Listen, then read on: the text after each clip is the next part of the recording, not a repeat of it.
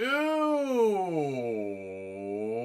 what's up, Internet? My name is Nerdy. And I'm Claru. And this is Oathbringer Full Book Recap on the Nerdy. The Wordy. The Book Club. The final book club of 2024. Kind of. Not kind of. It is.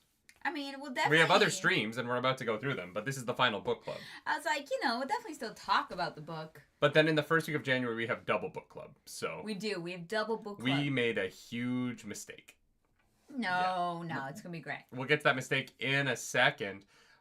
Let's all just take a moment to turn to the person to the left of you, turn to the person to the right of you, say happy holidays, Merry Christmas, congratulations on surviving 2024. Merry Christ. Was it a good year? I don't know. Was it a year? Yes. It was a full, yeah. Technically a full year. Not yet, but it should be. Yeah, as absolutely. long as nothing goes wrong. Well, we'll see. Thank you all for joining us for this final book club. I don't have a sponsor today, but I believe the link for the Tiltify is still there. So if you want to donate, go do that. Or just give us money in form of super chats or memberships. Yeah, if you forgot to put your question in the questions channel, you can just super chat it. If you forgot to send a gift to our PO box, which is mandatory, then you can give us money now to make up for it. Yeah. If you forgot to put a gift under the tree upstairs, it's fine. Everyone was supposed to send me exactly one stick of beef jerky, one Slim Jim to the PO box. And so I'm very excited to go to my PO box on December 26th and see that you all sent me one Slim Jim, right? Hashtag not a sponsor. So that's an oddly specific request. I don't even know if they have Slim Jims here. Never seen something that says Slim Jim. If Slim Jims were too unhealthy to be allowed in Canada, I would be like, yeah, that makes sense. Yeah, I feel like you're mostly eating a stick of sodium at that point. Yeah, it's just like chewy salt. Yeah. I love that. Chris, thank you for the monies. Thank you for super chat. Merry Christmas to us. We appreciate you guys. I hope you're all doing wonderful. I know it's a holiday book club. I'm sure that there are a lot of people with their families chilling. It is this time of year, so please make sure you take that time. If there's people you have. Okay, are we in the same video though? I will let you know. I don't think so. Still spinning. Oh. Nope, they said we're back. Are we back in the same YouTube video? Yes, we are. We're amazing. Good. Hi. Mine was just spinning for funsies, I guess. Yeah, so thank you to everyone who sent us Slim Jim. You, not me. I want to be clear. That is not a gift for me. Don't get me a Slim Jim. You don't want a little stick salt? No, because I probably can't eat it. Why? Because it probably has pepper in it. I doubt it. I don't think they can afford pepper. I feel like I'm being so mean. I want to be very clear. I don't dislike Slim Jims, and I have had many of them. Yeah. I'm not genuinely shitting on Slim Jim. They're a great product. Zero. And if they want to sponsor the channel, I would take that sponsorship. I enjoy a Slim Jim. I'm happy for you. But yeah, I don't think I've had one in Canada. Slim Jims, let me be your spokesperson when you finally make it to Canada. When you're allowed into Canada. I will be Canadian Slim Jim. Ooh, advertisement idea. I lose a shit ton of weight. Right? And then we make an ad campaign, Slim Jim, where I become Slim Jim for Slim Jim. All right. Yeah, and then I legally change my name to Jim. No. And you pay me a shit ton of money. No, please don't change. No. I don't think I could call you Jim. Everyone will still call me Nerdy. And no one calls me by my legal name now. Why would it matter? Yeah, but then you have to do all the difference. Birth certificate legal shit. And as someone who's gone through that before, it's a pain in the ass. There is a dollar amount where that would be worth it. Because there's a dollar amount where I would pay someone to do it all for me. Okay, that's fair. Linus, thank you for that super chat. I'm all out of Slim Jims. Can I interest you in an Asian gym instead? What? Look, I appreciate the reference. You don't know Asian Gym? No. Oh my god, it's so funny. It is it's one of the better office openings. Oh, I was like, are you trying to get me canceled? No, No, there's an saying episode. something There's an bad. episode of The Office that starts with Randall Park being Jim in the office, and everyone gaslighting Dwight into thinking that Jim has always been Asian. It's so funny. All right. Yeah, it's really, really good. Chris Hazelden, thank you for that super chat. Anything other than Slim Jim monies? Okay. I think this joke has gone far enough. Let's get into book club. Before we start, I do want to take a quick second to just talk about the schedule moving forward here. Yeah. Just so that you don't miss anything. Buckle up. Monday, December 3rd, we are going to be doing Oathbringer. Oh, wait, that's right now. Yeah. Wednesday, December 25th, that's Christmas Day. We know that not everyone has somewhere to be on Christmas and might want to hang out with friends. We are going to be alone at home, just the two of us this year on Christmas. So we figured we're going to do a cozy hangout at 1 p.m. Eastern. If you are, if you're with your family, don't worry. Nothing crazy is going to happen, you know. Nah, we chilling. But we might play Baldur's Gate. We don't know. We don't know what we're going to do yet. We might do, because it's Christmas, like the most evil, like we're going to just murder hobo Baldur's Gate run possible. I thought we were just going to hang out. I'm saying we don't know yet. I'm just throwing out ideas. Okay. Our original idea was that we were going to build gingerbread houses, but we don't have gingerbreads nor houses. So that's we don't have not houses. happening. Not So yeah, in this Wednesday at economy. 1 p.m. Eastern, we are going to do just a super chill hangout on Christmas for people who just want voices in their ears. On Tuesday, December 31st, on New Year's Eve, at 11 a.m., the usual book club time, but on a date have we done a Tuesday book club ever? I don't think so. I don't think ever. Maybe one at one point. I can't remember. We've been doing this for 3 years. Yeah. We're going to do the Radiant quiz stream. So wake up on the final day of 2024 with us and find out what Radiance we're going to be. Clarissa and I will also do a much more thought out casting of the cast of the Stormlight Archive universe. Yeah, we've kind of like thrown shit out while we're live. Been like, Yeah. oh, this person for this person, but we're gonna make like a Full real one. PowerPoints. Yeah, separate PowerPoints. Yeah. And we're going to do that on December 31st. On Friday, January 3rd, back at 11 a.m. on Fridays, the original book club time, original book club channel. The OG. We are going to be covering Mistborn Era 2 Alloy of Law. Wait, 3 years or yeah. It's been 3 years. Yeah. On the 29th, I think. That's crazy. Yeah. Yeah, Mistborn. So we're going to cover Mistborn Era 2 Alloy of Law. We actually already have the split for that. I believe it's up to chapter 9 or something. Oh, okay. Well, that's. Mistborn Era 2, it is. Does Uh, anyone have that ready? I know Blue posted it in.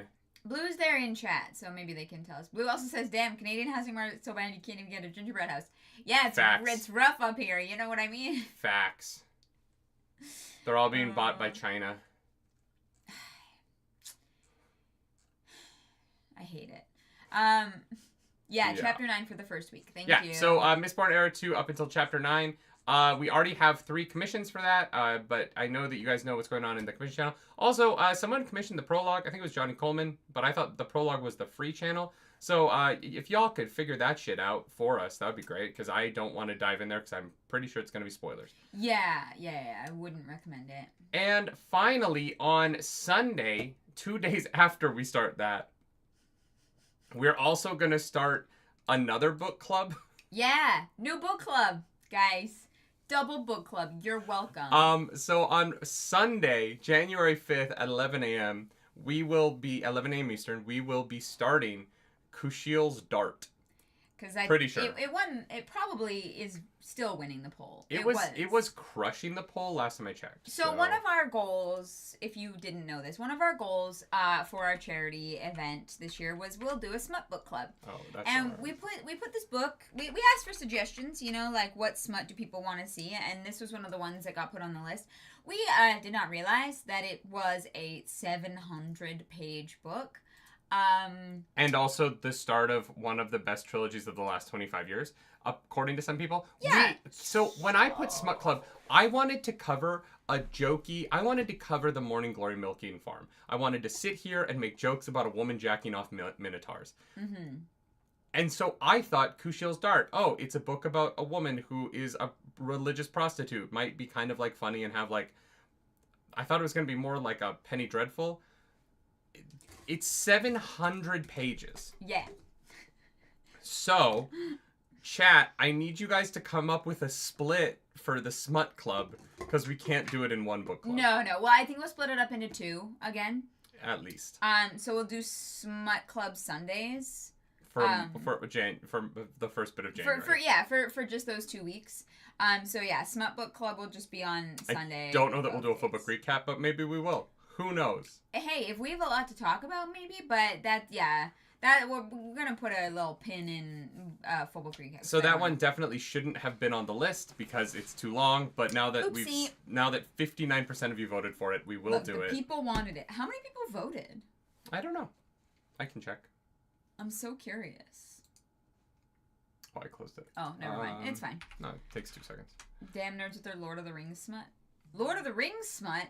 I would read that. 132 votes. Okay, damn, yeah. There is still time. So if you want to save us from Kushiel's Dart, go vote for the Morning Glory Milking Farm. It's a free poll on Patreon. You don't have to be a patron to vote. It's public. It's just on Patreon. Yeah. Here, let me put the poll link in the chat. You can save us from having to do multiple book clubs that are long at the same time by going and voting for the Morning Glory Milking Farm. I don't think they're going to vote for Milking Farm. I want to cover Kushiel's Dart. I actually think it's very interesting. I want to cover it eventually. Yeah. January 5th seems very soon, and I'm worried about starting it in Mistborn Era 2 at the same time, but I also have to live up to our promises. So, yeah, you do. If you love me, go vote for Morning Glory Milking Farm. It will be way funnier than us having a kind of sad discussion about a woman who becomes a religious prostitute because pain turns her on. Maybe, I mean, that sounds like fun. Maybe it's a good time. I don't know how many jokes I'm going to be able to make about... Love that. Chris is asking, will there be audio chapters? We're thinking about it. I don't know. There's no free one. If you want to commission shit, you can commission shit. Oh, all right. I'm not gonna fucking stop you. I asked if people wanted a free one. So no, there's no free one for the bonus book club. Never mind. You get one free one in January, and it's not the prologue because someone already paid for the prologue. Oh, okay. Yeah, Blue said they were gonna send us however that works. It's fine. Yeah, sorry. I don't know. Don't listen to me. I only own half the company. Do you want to do a free one for that book? No, it's fine. I just asked in the Discord. I was like, would people I don't know. I don't know anything about this book. I don't know anything about this author. I have not read a smut book since I was 12, so I don't know how this is gonna go. Oh, it could be 3 parts. It could be a 3-part book club. Let's do that. If it can be 3 parts, let's do 3 parts just so that we don't end up doing a book club where we're... No, wait a minute. Wait a minute. What? Because that'd be the Sunday before we go to... Oh, it would be before we leave. Yeah. Because I was like, That's the only reason I was open to it. Okay. Yeah. Because then if we don't do a full book recap, we didn't rush through the book, so then... That's true. We could do 3 parts. All right, fine. Judah Canizares, thank you for that super chat. The bonus book club. John Schmidt says, you realize you're talking to Sando fans for whom 700 pages is a short story. I know. That's not true. That's not that long. Just because Stormlight Archive is over 1,000 doesn't mean all of his books are 1,000 pages. Mm-hmm. Apparently Dawn this Shard one is isn't. short. Yeah. Johnny Coleman, welcome back to the Nerds are Radiant. I called dibs on conditioning the prologue back during Hero of Ages. Oh, okay. Oh, okay. It's now chapter 2 commission. Okay, so we're doing prologue and chapter 2 already in the books. Great. Thank you, Johnny Coleman, for that. Appreciate it. Mm-hmm. It's like 3 times as long as Edge Dance. Yeah. Oh. There you go. Perspective. Yeah. So it's a normal book. 700 pages is a normal book. Yeah, it's like a Wheel of Time. Yeah. Well, early Wheel of Time. Yeah. Yeah. Yeah, it's a normal book. And we did Wheel of Time in 3. Let's just call it 3 and then not freak out. We can't do 4, but we can do 3. All right, that's the plan until January 5th. After January 5th, we're going to have a Friday book club and a Sunday book club every week for 3 weeks. Because why not? You know what? That sounds like a lot, but only because I'm still in Charlie brain. But once Charlie's done, I'm like, that's actually not going to be that bad. Yeah, and here's the thing. It's 3 years of book club. We're celebrating. Yeah. Hell yeah. All right. Is everyone happy now? I hope you're happy. Let's get into Oathbringer. Clarus, you've had a week to sit on it. A week to sit on it. How are you feeling about the third book of The Wheel of Time after some time off, some thought time? The Dragon Reborn is a great book. Oh, fuck. You know, like it's a good time. I really liked it.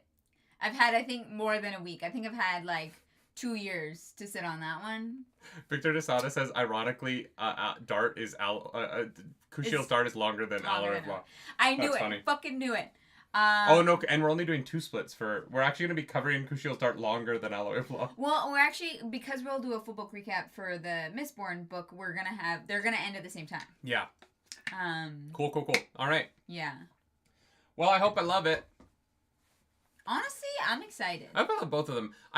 There's a lot of pressure on Alloy of Law just because that third book of Mistborn to me is so good, so incredible. Yeah. That ending was so emotionally riveting, and I like think about it a lot. Yeah. About how successful it was at pulling at my heartstrings. Yeah. Which is something I don't think Stormlight Archive has been as successful at.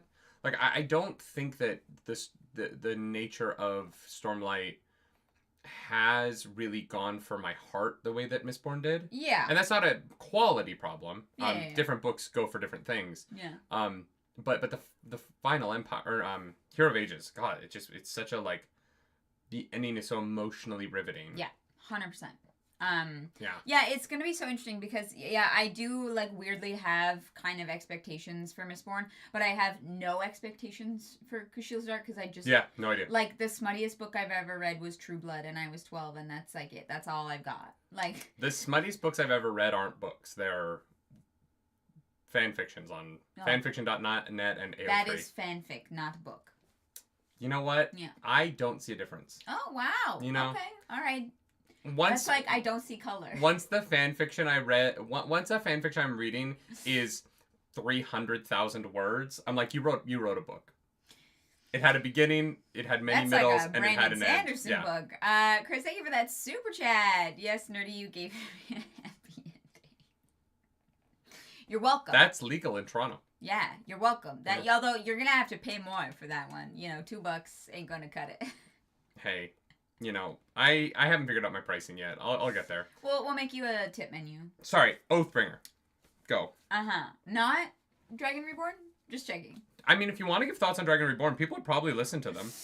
You know what? I would have to reread it. Couldn't actually tell you exactly what happens in Dragon Reborn. Except that Rand goes and runs away, I think. That's when he, like, kills the dogs. Right? I think. I think. That's where they introduce the Darkhounds, I think, maybe. They like chase him around from town to town. Okay. Then that's about all I remember. Yeah, and he's not in it a lot, and then he's in it at the end. They find it's about was that the one where Matt gets locked in the No, the girls get locked in the dungeon and the Matt saves them and they're bitches about it. Okay, I remember that. Perrin, Matt, and Moraine make their way across the nation hunting Rand. As he has fled from them, from that, like, alcove they had in the mountains. Yeah, that just won't be in the show. And they head to Tyr, where they... Or no, sorry, they head to, what's that... what's the place with the bees? The bees? Ilion?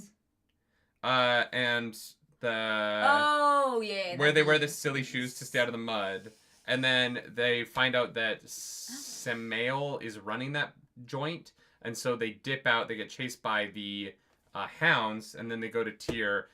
They break into the Stone of Tyr with bullshit, and they save the day. Rand pulls Kalendor, and then he goes, this is a dope sword. Wheel of Time spoilers. I'll come back for it later. So many spoilers. Light Blinded Fool, thank you for... If you think that I just spoiled that book... I promise you I didn't, because I'm not even 100% sure that what I said is true. It might be spoilers. It's like, there's like a 85-90% chance I spoiled the book. There's also a really good chance that I spoiled like 3 books later. Wheel of Time. It's a circle, man. It keeps going I don't think I said anything that you can't guess from the back cover and the front cover of that book. Because the front cover is Rand with Kalendor, right? Oh, I think it might be, yeah. I just described the cover of the book, basically, Anyway, let's go back up to this super chat. Lightblind Full, thank you for that super chat. Question for Nerdy. After Oathbringer, how do you feel about Odium? If he asked you, would you agree to be his champion?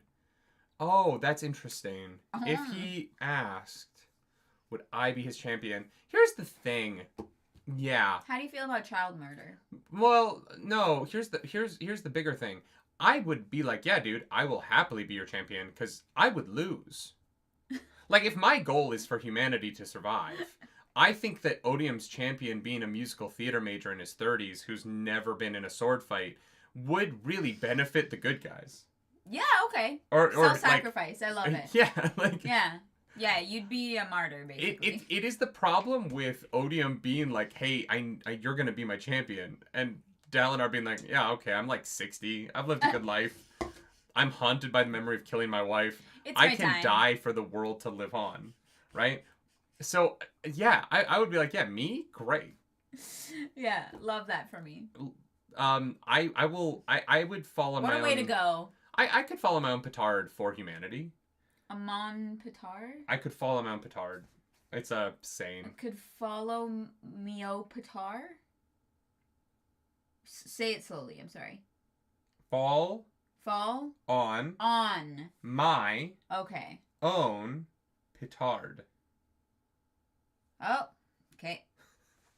Okay. Chris Hazelton, thank you for that super chat. Is that like fall on my own sword?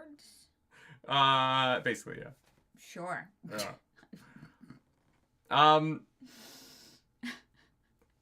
What if the challenge is musical theater? I mean, I'm still probably not gonna... You can find better people. I'm not gonna beat Jeremy Jordan in a musical theater off. Nobody can. That's just not fair. Maybe Brian Darcy James. No, Audra could. Like, if we need a goat for humanity in a musical theater competition, you throw Audra McDonald out there. She's got 6 Tony Awards. Or like Patty. Like, Patty's having a year, you know what I mean? It's great. Yes, Audra has 6 Tony Awards. Okay, how many does Patty have? I don't know. I think 2. Well, okay. It's not hoisted by own petard, yeah. Oh. Oh, sure, yeah. I don't know. I don't know what a petard is. I actually don't know either. I just know that it's like a phrase. Great. Love that. Yeah. Yeah, I would happily be like, yeah, Odium, sure, I'll be your fucking champion. I also wanted to say, Chris, thank you for that extra $2. We're working our way up to a happy ending. Judah Canizares, thank you for that super chat. Nerdy versus Hoid in musical theater. I think that I would win. You know, yeah. You don't take yourself as seriously as Hoid does. Well, here's the thing. Hoid is a bit much, even by musical theater student standards. Yeah, and he's like the extra one. Hoid is, to me, the guy who loves musical theater so much that he's at every audition, but his auditions are a little desperate, and so he never books a job. Yeah.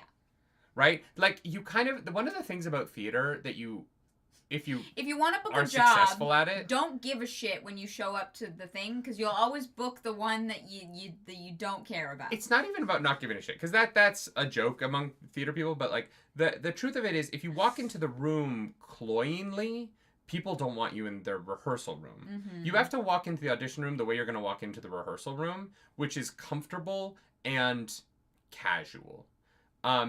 And that's the vibe that I brought my whole career, and I think it's been successful for me. This is audition advice for all you budding musical theater majors. And I just feel like Hoid would be like, don't you love making musical theater? Here's my audition song. And people would be like, yeah, guy. That's... yeah, no, man. For sure, brother. Thank you. We'll call you. Don't ever call us. Yeah. Karen says, I don't know, he also seems to have a literal millennial of experience. Have you ever seen him perform with anybody else? No. Musical theater is a collaborative art. Could he do a one-man show? Absolutely. Yeah, he could do a Could he be in the ensemble of Wicked? Fuck no. No, he draw too much attention to himself. Much. Being in the ensemble is an art in and of itself. Yeah. You know? It is. It's an art I'm not good at. There's many times in the show I'm doing right now where I'm on stage going, I'm not paying attention. Where are we? Oh my god. What's happening? You're the worst. We're also 50 shows in. Yeah. And so all of us, we only have 8 shows left. So all of us are a little bit like, all right, well, December 30th. It's okay. Oh my god. You better be good on the 28th. We're all coming to see it. I'm always good. I'm just not always paying attention. Sure.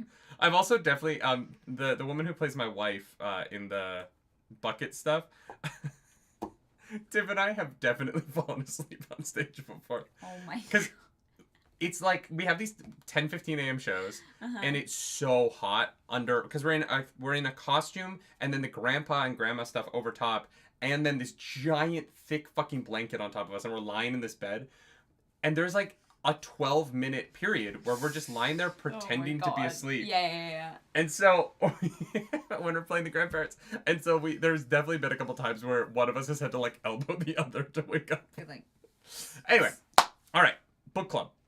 Book club. Book club. We start with the questions over on Discord. Pilk's book recap Pilk's book rehab for Arazuke says, "We know Shallan has multiple personality disorder. I don't know that she has that. Do you think any other characters have diagnosable mental health disorders?"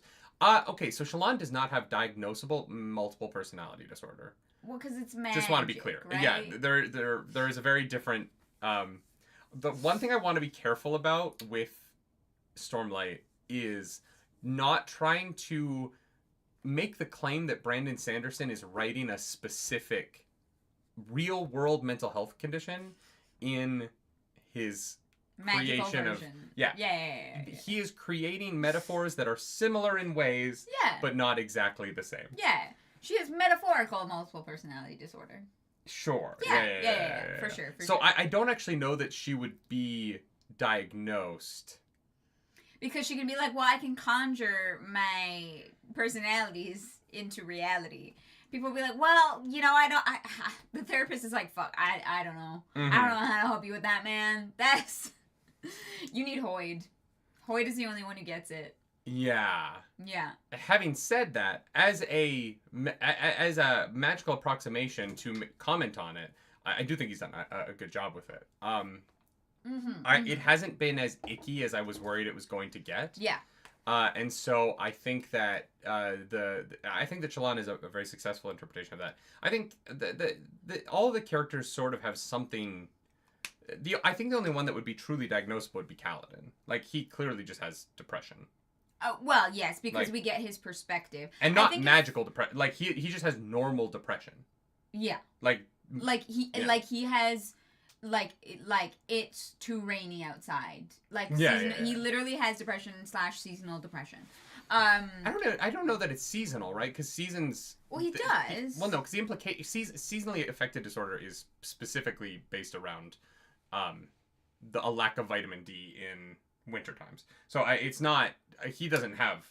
He doesn't have like. All right. I guess Taft suffers from addiction. Like, I don't think that Kaladin's depression would be affected by a UV lamp. The way that you never know. Well, I've got a sibling who needs to have a lamp on in the winter. Yeah. And it changes their life, right?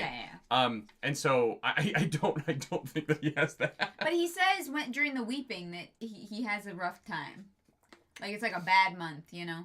Ooh, that's interesting. Like, he does say that because it's so gray and dreary. Okay, so maybe he does. I think it could be both. Like, I think he has depression, and I also think he has seasonal depression. I take it back. Yeah, no, that's fair. Judah Kansas, thank you for the super chat. Sendo had said what Shallan has is not directly DID, but not actually DID, because real DID does not have magical mechanics to it. Yeah, I'm happy that Sanderson has that awareness, but thank you for that super chat. I just always want to be careful to not. I don't want anyone to feel like they're being trivialized because there's like a magical version that we are associating with something that people in real life have to work on. Like.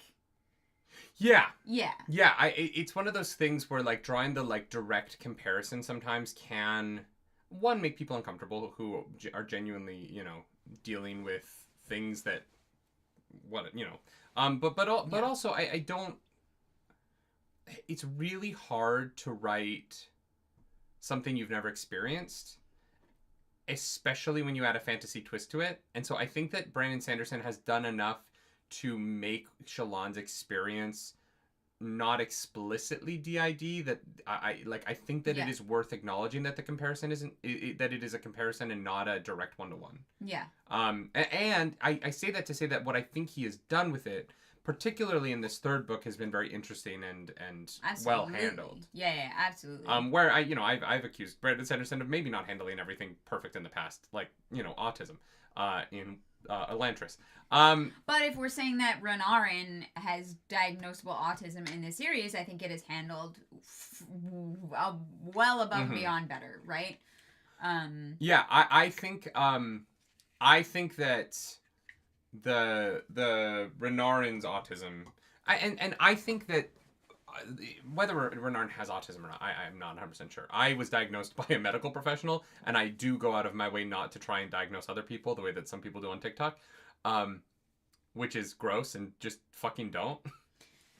Yeah. Well, here's the thing. Before we even get to that, don't pretend that you know people online. Yeah. That is the first, any step beyond that, you're already lost. But, you can't understand the full scope of a human being by their personality online.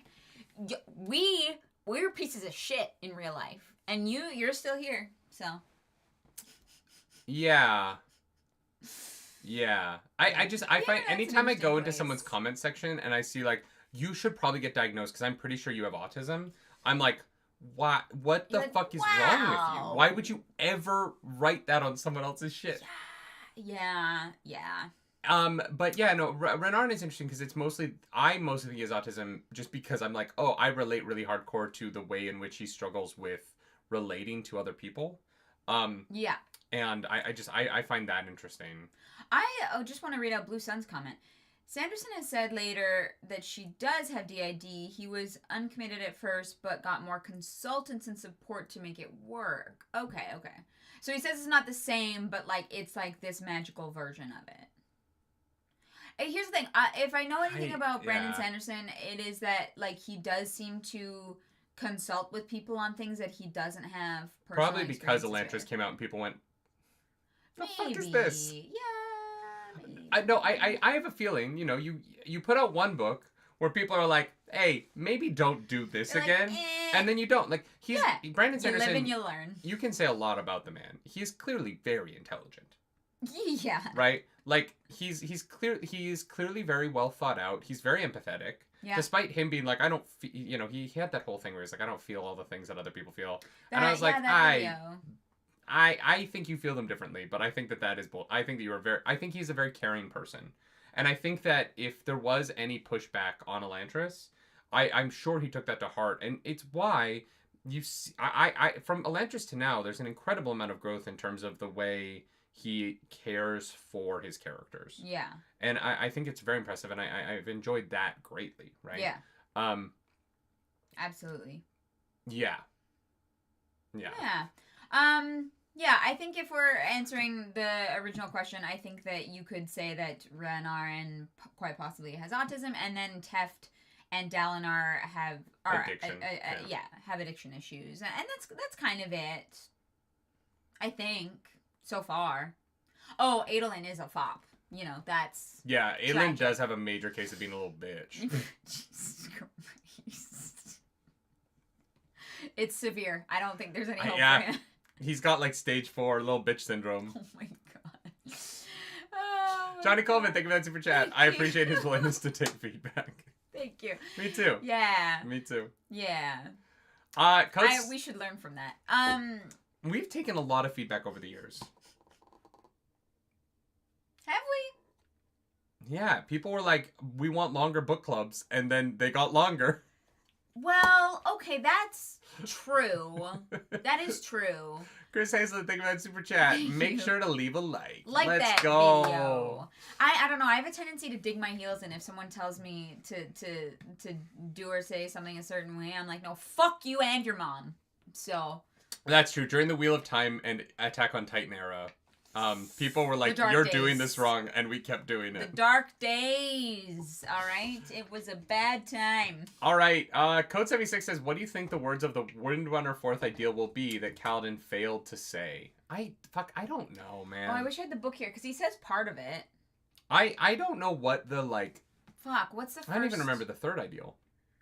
I will save those even if I hate them or whatever. Even those I hate.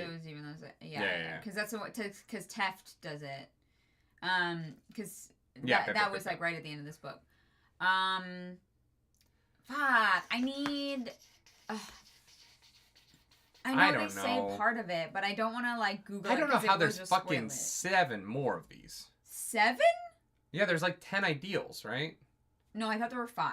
Oh, that makes more sense. Yeah, no, I think they're 5.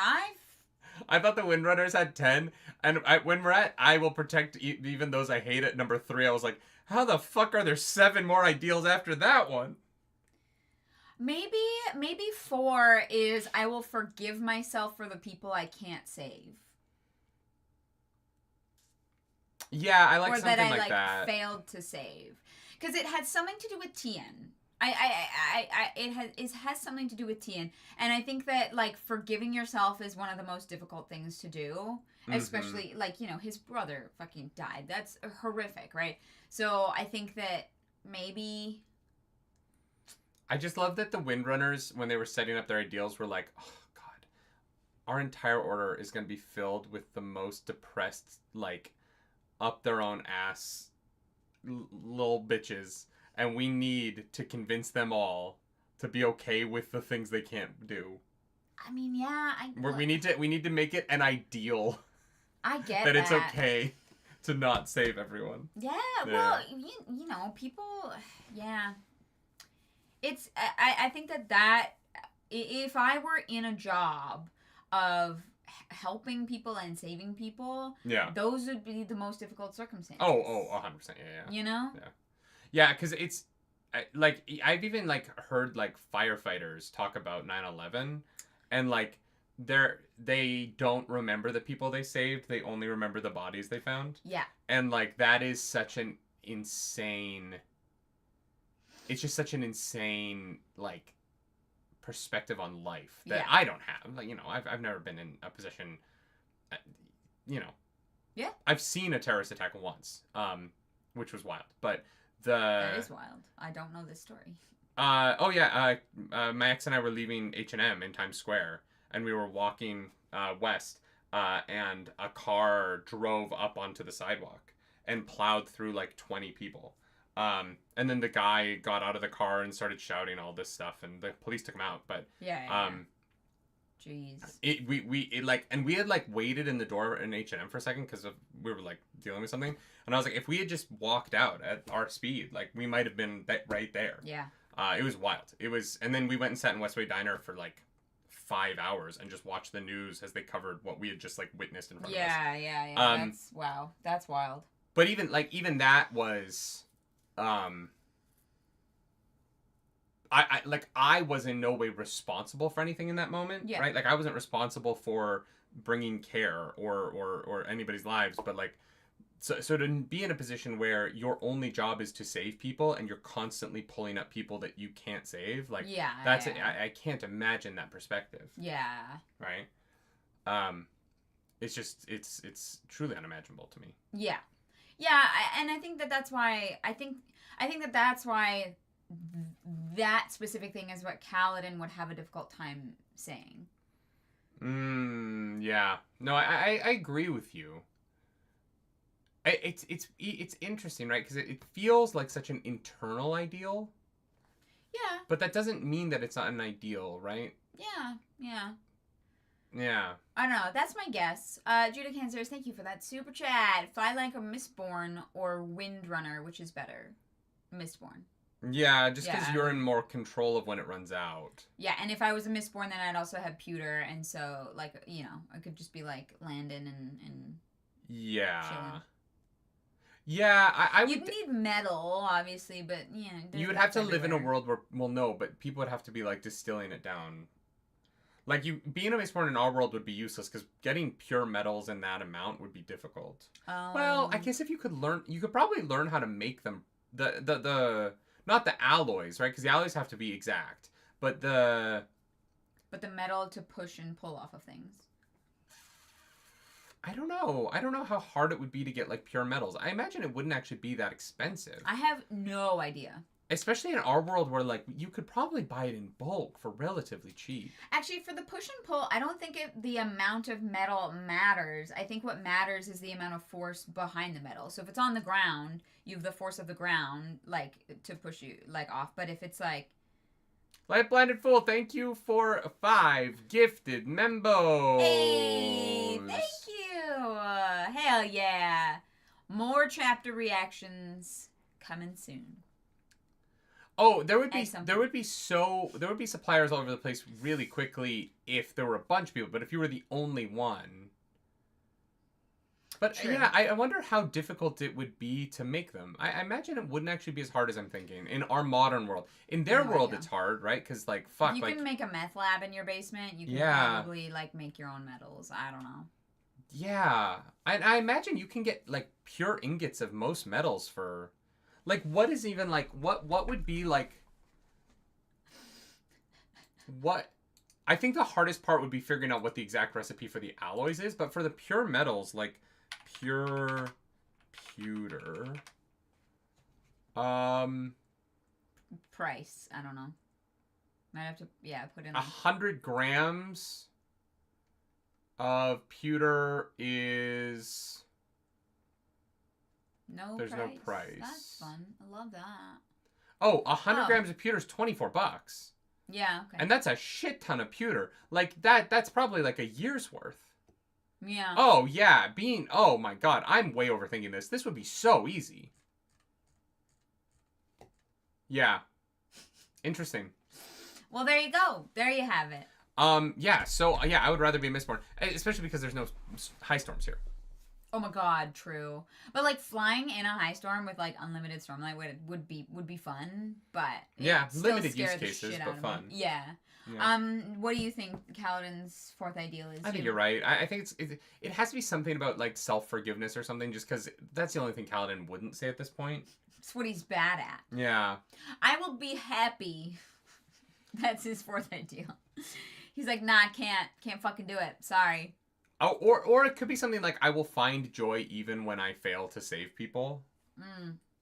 Like, yeah, you know, something about that. Let's get to the next one. Blue Button, they them, says, if you were a shard, what concept would you choose to embody? Oh, I get to pick. Oh my god, I would just be like debauchery. Okay. Yeah. So, like, fucked up shit? No, more like I want people to, like... I think you're going, like, the horny route. Yeah. But I think that debauchery can be applied to, like, evil doings. Oh, I think that, like, all of these have two sides to the coin. I think that honor has two sides to the coin, right? Okay. Like, which I think is what the series is going to get into. I want people to worship me by, like, hosting orgies and shit. All right. Yeah. Yeah. See, horniness you can worship with, like, vanilla sex, but I don't want that. I want people to, like, do the weird. Experiment. Yeah. You know? I want people inventing, like, new sex toys in my honor. Okay, so more like creation. Like, you'd be the shard of experimentation. No, specifically debauchery. It's got to be weird and sexual. Oh, okay. Yeah. All right. Sure. Yeah. I am the revel. Yeah, I mean... I know, because No, because it's not in excess. Yeah, well, it probably would end up being that, but... Christ. You'd be the shard of smut. So, recently I've been going down a book talk hole of smut talk. Oh. For research. Some of the book... Well, yeah, because I was looking for books for this. Yeah. And so now I'm getting... Because I was, like, searching it on TikTok, I'm getting pushed all these videos. Uh-huh. Some of the plots of some of these books that these book talk girlies are reading... Oh, yeah? Worried about you. Okay. I was like, oh, yeah, like this girl and this hockey player, they fuck a lot. And he's got a penis that's too large for real life. That's fine. But then some of them are like, this girl gets violently raped multiple times until she starts to like it. And that's what Oh, I like to read in my books. And I'm like, oh, Wait, okay. Oh Oh, my yeah. god. Like, Wow. there's okay. this girl who's like, we listen and we don't judge book talk edition. And then she describes the plots of books, and I'm like, I'm no, judging. we're judging. I'm judging. We are judging. When- we're real judging. Like, there's one where this guy is abusing, and it's not funny. I'm only laughing because it's so absurd. Yeah. But yeah, this yeah. guy is there's this guy stalking this woman because he's in love with her, and her husband is abusing her, and so her stalker kills her husband and then like has sex with her next to his dead body. Wow. And the woman was like, this one got me so hot. My husband fucking loved this book even though he didn't read it. And I was like, what the fuck? Oh my god. That just sounds like What what's that? the hell is that? That sounds like that TV show You or whatever it is. Yeah. I've never seen it. Yeah. But wow. Yeah, it's that Wow. one, and the way that she was talking about the book, I was like, oh, you really enjoyed that. That's crazy. And your husband. Anyway, Yeah. Look, consent is sexy. Everything should be consensual. But I remember I got asked to do that voiceover for a video game. Yeah. A video game company reached out and they're like, yeah, we want you to voice these characters or whatever. And I read the scripts. It was like a spicy video game, right? And the scripts were literally like weird, like rapey vibes. Mm-hmm. And I was like, no. Yeah. It's like, yeah. And I was like, because it was like people, hypnotizing. play this Yeah. shit. Like, I was like, y'all, not well. The TikTok girlies are not well, I guess. Okay, so I'm debauchery. What Christ. shard are you gonna be? Fucking empathy, man. Jesus Christ. Oh, empathy's a good one. Like, good lord. That's what we need more of. Look, I think that existence would be so much tougher for some people because they don't have empathy and they don't know what it feels like to not think about themselves first and foremost. But I genuinely think that the world would be a better place. Mm-hmm. There was just more empathy. And I mean empathy for the positive and the negative stuff. What if you and I were the gods of a planet, though? Because I think that empathy and debauchery would be two sides of a good coin. You think? Yeah, we would have a rather peaceful planet. People are kind to one another and empathetic because of you, but they also like fucking, do anal because of me. But like nicely because of empathy, you know what I mean? Like they're I like, got you with that hey, one. I'm gonna check first. Yeah. Consensual anal on planet Nadaris. All right, those are our shards: empathy and debauchery. Linus Vikstrom says, when is Eshonai, if at all, coming back? At this point, not, right? But also, Yeah. why was her death written like a weird cliffhanger when she's just dead? Make her death like I am confused. the further we get away from Words of Radiance, the further I'm like, God, Words of Radiance has some of the best stuff in this series.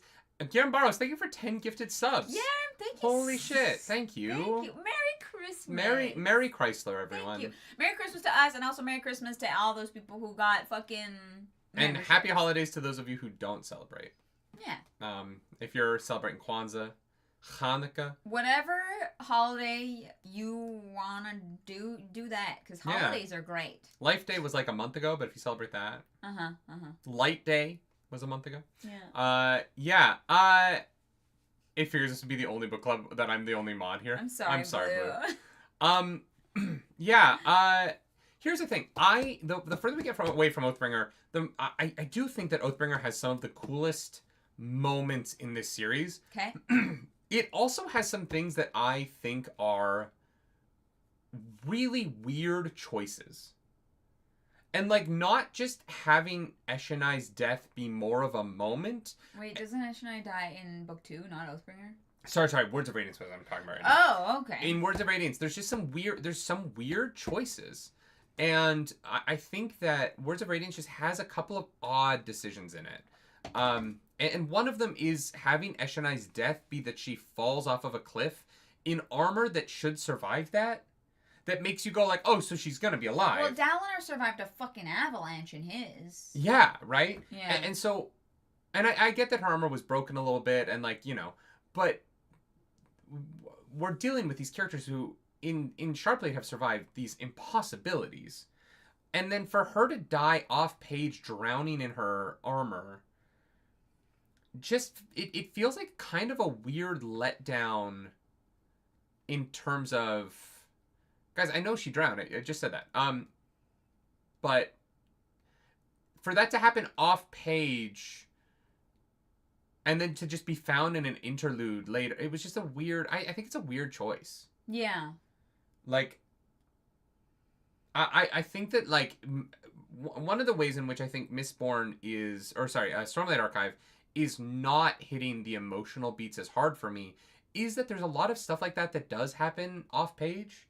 And then later on, we see a character like, Venli being kind of emotional about it, but if Venli had experienced that more in the moment, also, as opposed to it being sort of this, like, later on thing, I think it might have hit harder. Venli not, like, 100% being Venli, Yeah. Like, it makes it tough, to get emotionally invested in those moments and those characters. Yeah. Yeah. Yeah. I don't know, that's kind of why I feel like Eshonai is coming back. Okay. But I don't know how. Like, for the life of me, I'm like, I couldn't tell you. Yeah. Yeah. Samantha says Brando likes to hold things back for later reveals, which sometimes works and sometimes falls flat due to lost momentum. I agree with that. Yeah. I think Words of Radiance's biggest problem is that momentum is not played with well by Brandon Sanderson.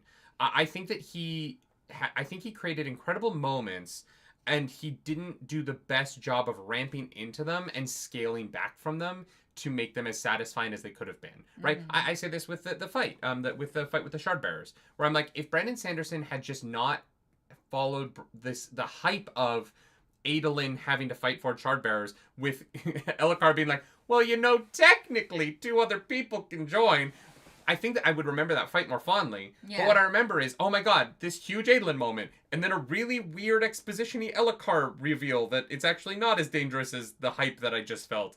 But then Kaladin has, like, the dopest shit ever, and then from there to the end, it's great. Yeah. But that weird dip for Elhokar, like, being like, it's actually not as dangerous as I let the audience believe, because we all know the rules. Yeah. Even though Adolin, the, like, guy who's so obsessed with dueling, forgot them, or something, or didn't think about them for us to, yeah.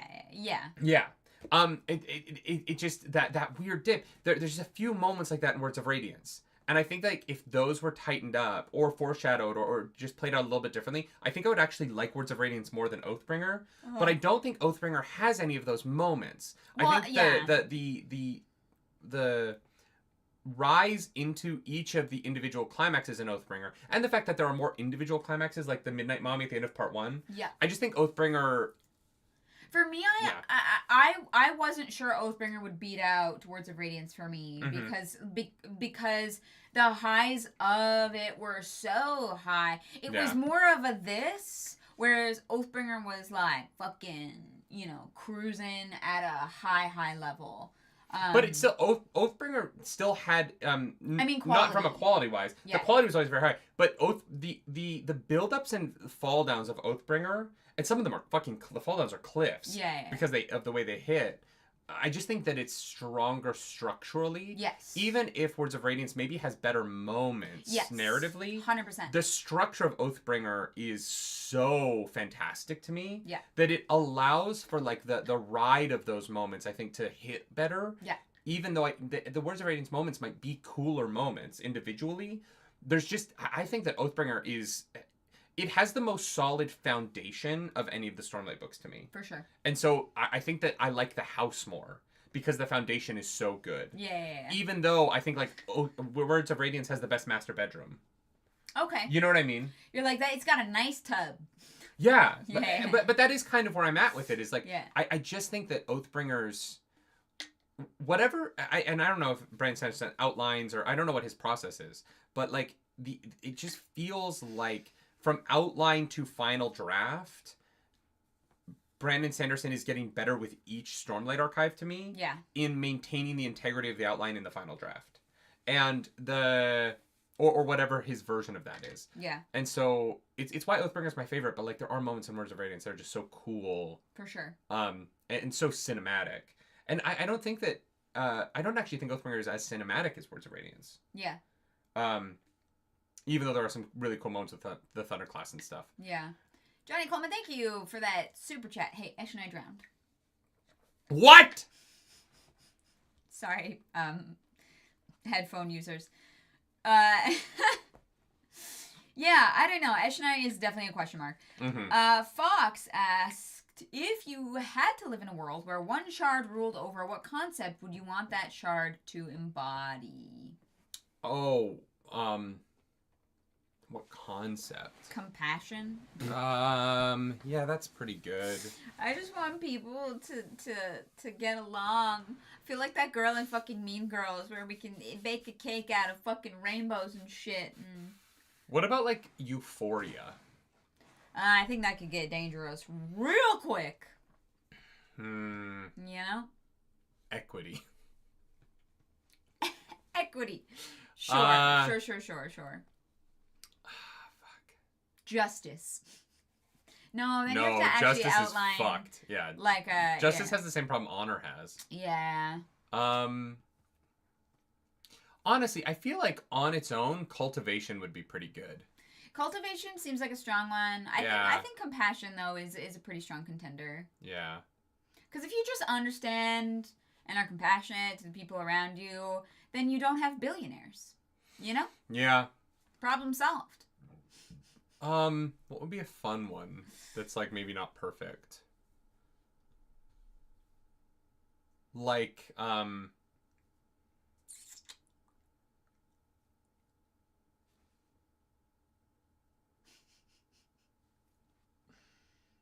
don't know.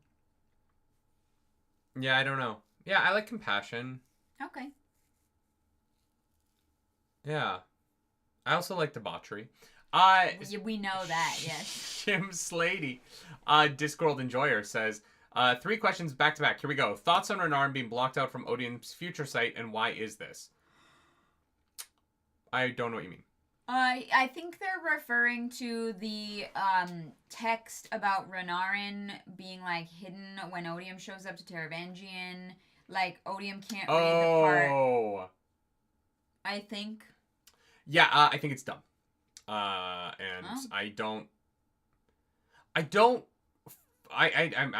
was mostly to be hyperbolic. I don't actually think it's dumb. I don't really get the way Brandon Sanderson's playing with Future Sight, and I don't really get the purpose of it in this narrative. And so I kind of gloss over it mentally because it's the least interesting thing about these books to me. I think that if Odium is if Odium is the embodiment of hate. Yes. Renarin is not capable of hatred, which means that Renarin might also be a sociopath. But if Renarin's not capable of hatred, then maybe Odium can't see him. Sure. I don't know. Yeah. Yeah. I'm grasping here. God, I find the more we get from the like future probability stuff in this, the less interested I am in it by quite a bit. I think that like Taravangian's diagram is becoming less and less interesting. Taravangian as a character becomes more interesting, but the diagram itself, it was never that interesting to me. I was like, it can't work. Because the problem with it is that every time the diagram is wrong, things, the further you look out on the diagram, become exponentially less reliable. 100%. Right? Yeah. So, like, every single thing that is incorrect about the diagram at stage 3 makes stage 7 less reliable exponentially. And then if something's wrong at stage 4, then stage 7 becomes even less reliable. Yeah. And so there's just a point where the later predictions are based on earlier predictions that were wrong, so they just can't be right. Maybe they're right by luck. Yeah. But they can't be right by prediction. And so if that's how Odium functions, the rules on what Odium can and can't see seem entirely negligible to me at this point. And I think that maybe if these books kind of explain what the parameters of Odium's vision are, I would get more invested in what he is predicting. But right now, it just kind of seems like Odium sees what he needs to see for Brandon to have him predict what he predicts. And as a villain, Odium isn't that interesting to me. Like, Taravangian going evil really benefits the series to me. And it's why I like the ending with Taravangian, because I actually think Odium kind of sucks as a villain, because I don't really care about him. He doesn't have a personal stake in any of this, or in like there's no relationships, right? He's not a person. There's no tangible connection between him and another person. He's just bad to be bad, and so we just have to beat him. And that to me is a very shallow villain. And so Taravangian kind of taking up the place of being the like avatar of our negativity in the series, it kind of makes Stormlight far more interesting. And having things like the Sons of Honor, you Yeah. know, like villains who are not just like evil bad guy. Yeah. So Mad Hatter says, I think it's like two people using Odium. If both know what each other will do, it cancels out, and now they don't know what they'll do. But the problem is Odium's whole thing is future sight, and so if Odium grants future sight to people, like, which like is a weird superstition thing, right, in the religion, then Odium then not being able to see that person and their future life choices, like, doesn't make any sense to me. Like, why would Renarin getting Odium's power stop Odium from seeing Renarin? Yeah. It's Odium's power. Yeah, like, if anything, it is Odium's power, which we know for a fact. Anything, Odium should be more aware of Renarin because of the corrupted Spren. Yeah. And so it's one of those things where, like, I think that cultivation is just fucking around. But Renarin and cultivation have never met. No, I know, but like, I don't know. Maybe cultivation has met Renarin Spren. I don't fucking know. It could be anything. Yeah, but that's where it gets into like. That's where you start to get into the problem for my taste of the gods are only limited by the plot. Yeah. And if the gods wanted to, they could do anything, but they just don't. Well, I think that's where... Like, I think Odium has limitations that we just don't know yet, because we know that the shards are not, like, perfect and infallible and can do anything that they want. Yeah. And, like, right, like, you know, Honor, like, fucking died. So Odium and his capabilities are just not... we just don't have the information on them yet, which, you know, at the beginning of a series, at the beginning of a story is fun. It's like, holy shit, how do we beat him? I don't know. We don't understand this. This is a concept that is, like, so far beyond our comprehension. But I do think, honestly, that we will learn more about Odium, and he'll become less of a, like, all-powerful big bad and more of a concept that is more tangible, I guess. Yeah, I think that part of it is...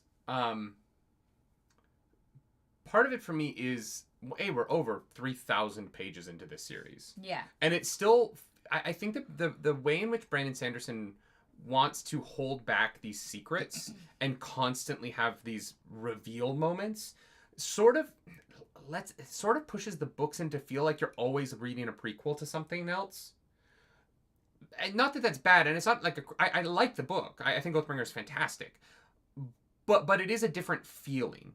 The books never quite feel like you're actually in the actual book. It feels like we're on the journey to begin the actual story constantly, and that it's an interesting. It's just very different, right? Like, if these characters all were to die, and a new hero took over the mantle and, like, took their legacy on into, like, actually fighting Odium, I'm like, oh yeah, that makes sense. This was all a prequel to, like, this other character's thing. I would understand, or like, if Stormlight Era 2 like, if Kaladin's brother grew up? No, if, like, Lift becomes the protagonist of Stormlight 6 through 10, and that's when the actual fight with Odium happens, I'm like, oh yeah, that makes sense, because in the part 1 of Stormlight, nobody really knew what the fuck was going on ever. Yeah. Right? But I was re-listening to the first part of the book, and I was like, yeah, Kaladin has a brother, and it's never mentioned ever again. Tien's mentioned. No, his new brother. Oh, yeah. But, like, what... He talks about his family, but he never No, I know. I specifically- just was like, it was such a big moment. And then I was like, oh, this was never touched on again. That's unfortunate. There's a lot of stuff that's completely forgotten about in these books. Sure. Yeah. Remember when Elhokar, like, was... sent Adolin to, like, investigate that murder for the entirety of book 1, and it didn't really mean anything? Well, wait, book 1? What murder? He faked his own attempted assassination. Yeah. And then Adolin's plot in book 1 is that he's trying to solve this attempted assassination that didn't happen. Yeah. And it just kind of didn't really go anywhere. What do Like you it was mean? Dalinar fucking punched the shit out of him for it. Yeah, but that's like Adolin's plot in the first book, is that he's just investigating an assassination that didn't happen. Okay. That's just what it is. Like that doesn't it doesn't like go anywhere ultimately. It was like, oh, okay, yeah, that was Adolin's plot in book 1. Adolin and Shallan get so much more interesting after they get out of, we need you to just kind of like investigate things that aren't true for a whole book, so that at the end of the book we can make reveals that will be important to book 2 and 3. Like, Adolin and Shallan are helped so much in book 2 and 3 by the fact that they're no longer in plots that are designed to just be incorrect information. Because that's all both Adolin and Shallan are just receiving like not true information. So at the end of the book, it's like, oh, the actual truth is the parchment are the Voidbringers, and also Elhokar did that to himself to be dramatic because he sees what a fucking cryptics. Little bitch. Yeah. And then in book 2 and 3, they're more active in like things that are based on real information, and literally not just spend an entire book being like, God, someone tried to kill Elhokar. Who is it? Is Sadie's trying to kill Elhokar? No, it's not. And it's why I think like Words of Radiance is, for those two characters in particular, such an improvement, is because they're actually like doing things that are relevant to other people, and not like these like weird kind of side tales. Yeah. Shim's lady's second question is, what's remark on dancing with a fuse and how they would now destroy him has a wistful, bittersweet air to it, in my opinion. Has Wit's increasing relevance to the plot and closer ties to the lore of the world improved his characterization in Stormlight, in your opinions? And is it something you even care about? I think these books would be better without him. Without him at all? Yeah, I do. I think that I think that Wit is an attempt at a narrative device that isn't working for me right now. See, I don't think Wit worked for me in the beginning, but I thought in Oathbringer, I really enjoyed his presence. Like I enjoy his presence. Yeah. I don't actually think it adds enough to justify the amount of time we spend with him. I would have rathered Shallan's movement forward emotionally not come at the hands of an immortal being who knows her problems magically. All right. I would rather they have come from interacting with someone who is a little bit more actively close to her level. Yeah. And so, yeah, I think that I don't hate Wit. I think that I think he's much better in this book because he's less he feels less like the book trying to be smart. Yeah, in to answer Oathbringer. the first half of that question, yes, I think Wit has improved drastically because of this and because of his connection with Shallan. Like, because he's not just bouncing around telling stories about what art is like. Yeah. Right? Like, so, yeah, I think that answers the first part of your question, But Wit feels like an attempt to do an inversion on Gandalf that Gandalf works because, yes, he's way more powerful than everybody else, and yes, he is kind of like almost too big for this moment for a lot of the Lord of the Rings books, but he cares so deeply. And Wit, by taking that and kind of flipping it and making him be sort of like, he cares secretly, but he's constantly like sardonic about it. He's a shtick that I'm a little bit bored of when everybody else is in true life and death circumstances and the plot is getting big. And so his jokes get less funny to me the more people are just dying around him. And he's Okay. like, well, I don't even know why I'm here. So isn't this funny, Shalon? And she's like, there are people like being tortured and made to crawl in circles endlessly at the top of that mountain. No, it's not funny. You See, know what I I mean? never got that vibe from him in this book. A little bit. I find his, he is not becoming more serious as the moment gets more serious. He's staying consistent, which I get because he's immortal. But it is the struggle with immortals is that if they don't care as much as Gandalf cares about the Fellowship succeeding, then sometimes they can feel anachronistic to the emotion of a moment. Where they will kind of come across like, I do want to help you, but also you're not going to be alive in 1,000 years, so it doesn't matter that much to me. Well, and it's I feel like it's less about that and more like there was an offhanded comment before about we know that Wit has some kind of larger goal that we cannot fathom, and if Roshar burns for him to achieve his larger goal, he doesn't actually care. Well, that's where I'm getting at. Is Yeah. like Wit will probably be really cool in Wind and Truth. And Wit will probably be really cool in the War of the Cosmere, or whatever the event that Brandon Sanderson is building towards is. I think that, much like the Marvel Cinematic Universe, you lose a little bit in the moment to set up for the big thing, right? I think that there are many Marvel Cinematic Universe movies where the worst part of them is the part where they try and connect to the larger universe. Because it just has nothing to do with the movie.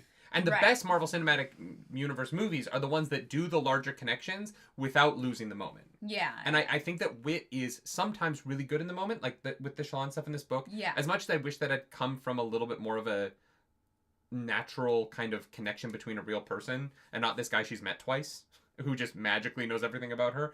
I think that moment is still very successful and emotionally works on a lot of levels.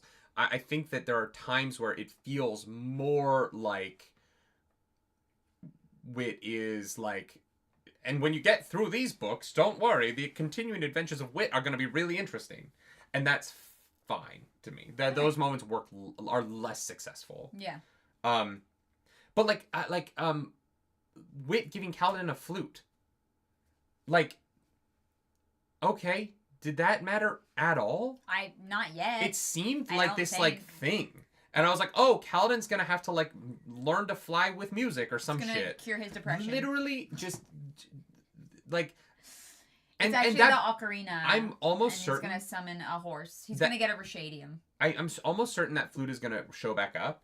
And it's gonna be like, the flute's important. I'm gonna be like, That was but so then long why did you ago." drop it for like 4,000 pages? Yeah. You know what I mean? Like, and so I don't know. I'm a little bit in and out on Wit. Yeah, I think that's fair. The last question from Shimps Lady is: any moments in Oathbringer that made you choke up / get in your feels? Alucard's death was pretty successful. Yeah, and I think that the build up to it with like seeing his like kid being fucking like basically tortured by Spren, into Elokar having this moment of like almost living up to some kind of worth. You know what I mean? Mm-hmm. Like there's yeah. Shalon's breakdown when she realizes how bad she fucked up and Wit has to save her. Like, you know, as much as I've been like wishy-washy on that moment in this podcast, I think that when you're reading it, it's very successful. Well, and because of less what it is for Wit and more what it is for Shalon, and like you've been saying that like she can't be veiled. She doesn't have this life experience. And she doesn't. Like she learns the hardest fucking way that she doesn't. She doesn't actually understand how it works. Right? Like Adenu in the chat says Brandon is known for slow burn Chekhov's guns for sure. Here's the thing, it's not really slow burns. And it's not Chekhov's guns. Chekhov's gun is that if you bring something up in Act 1, the gun has to go off by Act 3. yeah, and we are in Act fucking 72. Brandon Sanderson, they're neither Chekhov's guns nor are they slow burns, because Brandon Sanderson just brings something up and then just doesn't get to it for a long time. I think it's but it's more not like it's not like Brandon Sanderson foreshadowing. is like, and then Kaladin sits and plays the flute for a little bit as he's trying to figure it out. There's no hinting along the way.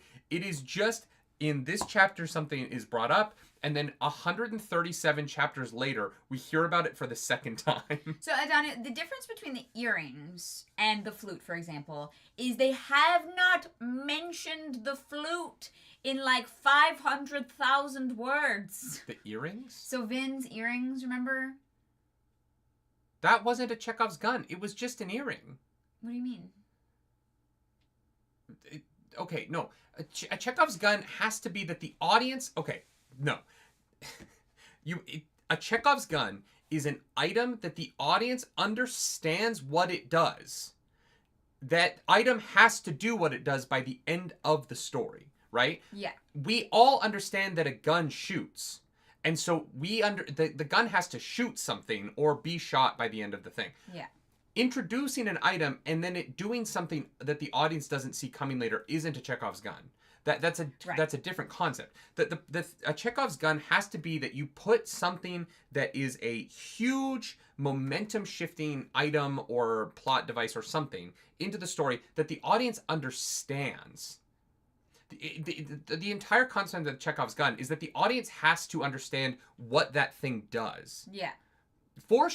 Establishing something and then having it like build and as the audience starts to understand that it could be used for something later on is really interesting. Yeah. But that's it is not the concept of a Chekhov's gun. Which is that the emotional concept of the Chekhov's gun in theater is that it has to be so obvious. As soon as the audience sees the gun, they know what it does and they expect that thing to happen. For example, if I have not opened up a Mistborn book, I have no idea that an earring can be used as a hemalurgic spike. That does not comprehend to me. A gun, I know what it does. Yeah. I don't need to have any concept of the story or the world to know that a gun shoots. So I think that you might... It is foreshadowing and it's cool, but it is a different concept. And the flute is not even mentioned since Wit gives it to him and is like, hey, you still got my flute in book 1.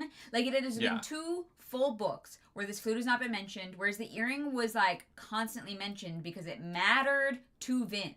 Like, it emotionally mattered to the character. Yeah. The flute, nobody gives a fuck about the flute. Well, and there was a super chat, I just want to... I just have one last thing to say. The important element of the idea of Chekhov's gun... Mm-hmm.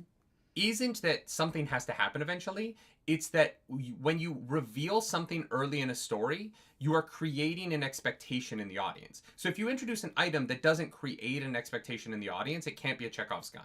Yes. Because it's the expectation that it's the expectation that's created by, guns are dangerous. Mm-hmm. That's what the whole idea behind Chekhov's gun in theater is, right?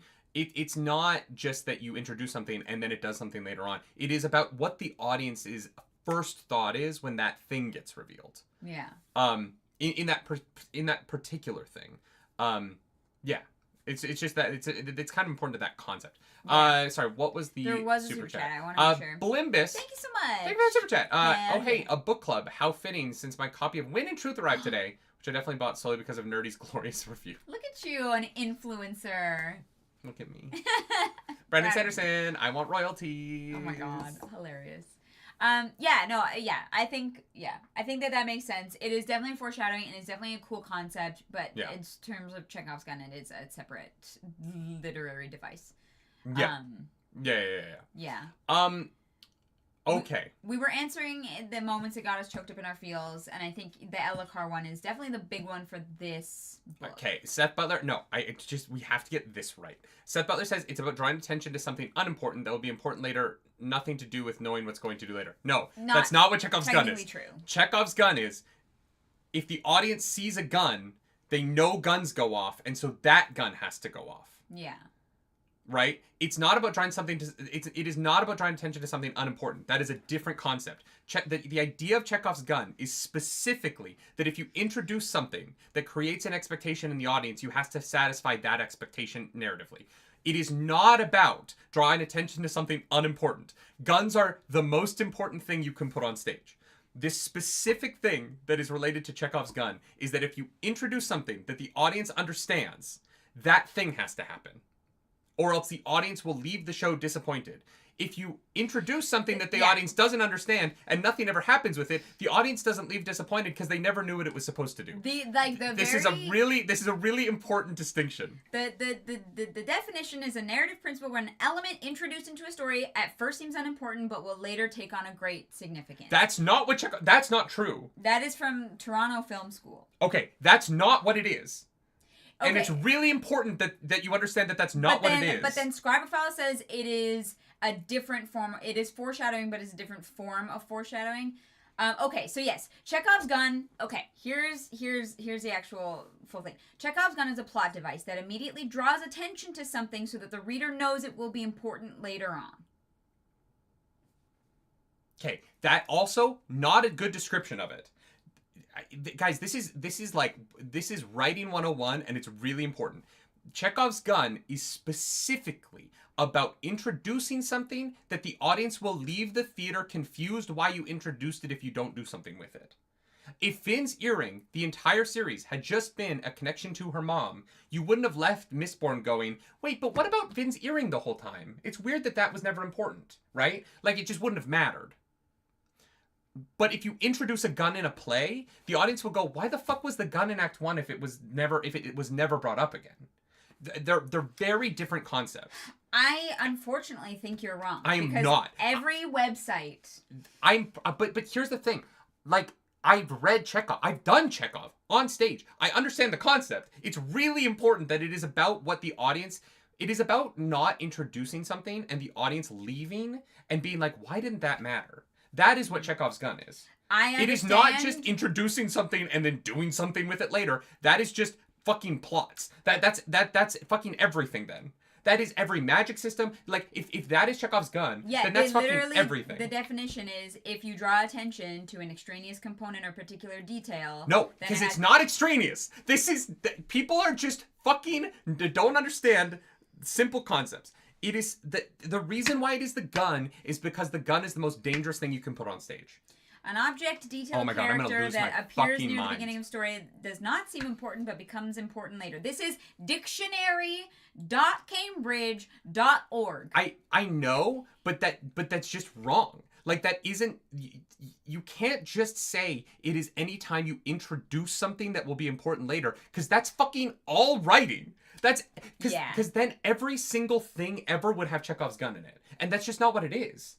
You've taken the meaning out of it by making it so general that it doesn't mean anything. Everything gets introduced and then used later.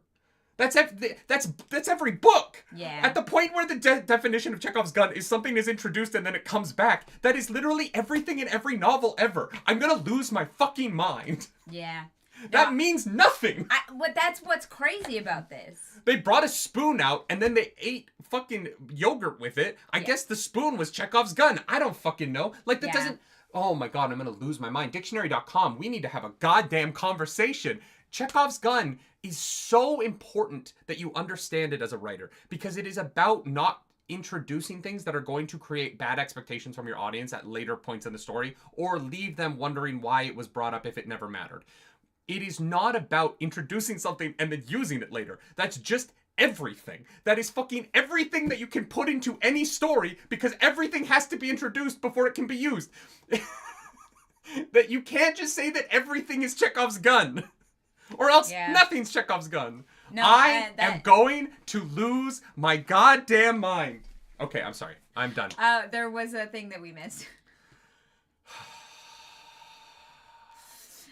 Samantha A., thank you for being a Nerds Radiant. Hell yeah. That was actually something Robert Jordan did better than Brandon.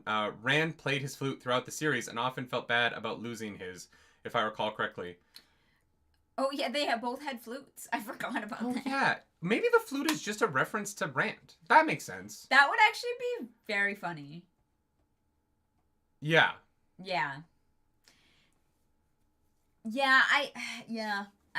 Sir Jimmer says, I don't think the point of Chekhov's gun is if the audience understands it or not. Every Bond movie has the classic, here's some gadgets, we'll tell you later what those are. Most Bond movies introduce exactly what those gadgets do They don't say, here, take this, and you don't see it or know what it They does. literally say, like, this is detonating toothpaste, and then he detonates something with it later in the movie. Yeah. Watch a Bond movie. They explain exactly what those things do so that when they happen later, you go, oh, hey, he did the thing. Like, that. Those are Chekhov's guns, in that they say, like, this is a car that has guns. And you're like, oh, cool. Or they'll, like, flip up a thing and be like, guns. And you're like, oh, shit, he's probably going to press the guns button at some point. Those are legitimate Chekhov guns. Like, Bond, I think Bond movies actually do a really good job of playing with the concept. Yeah. Yeah. But it's not fucking everything that's introduced. Not everything that's introduced and then used later as a Chekhov's gun. Because if the audience doesn't give a fuck about it and it gets used... Yeah, fuck. I'm trying to think of what a good Chekhov's gun in Brandon Sanderson is to try and explain, like, what I mean. Like, Mistborn doesn't have any because the powers are just the powers. And they're explained and then they're used as the powers throughout the... So they're not Chekhov's guns because they're just introduced as the powers and then they're used when they're needed. I wouldn't say the earring is one because the earring is a twist. If the use of it is a twist, yeah, it's a twist, it's not a Chekhov's gun. Yeah. It has to be used how you're told it's going to be used. A great one is the port key at the beginning of the 4th book of Harry Potter. And then a port key goes off at they go to the Wizarding Cup thing with a port key in chapter 4, I think.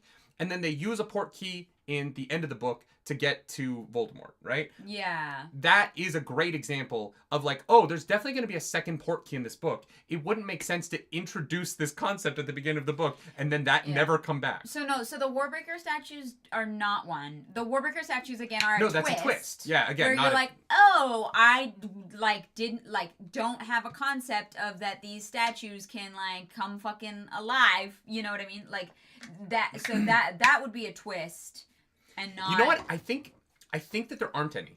Because I don't think that Brandon Sanderson likes to use things without them being twists. I think that the way in which Brandon Sanderson writes is always that it has to be a reveal that it's not what you thought. And that is what kind of makes them not Chekhov's guns, right? Is that you don't go, oh my god, you have to use the thing, and then they use the thing. Which is kind of what it is, right? Yeah.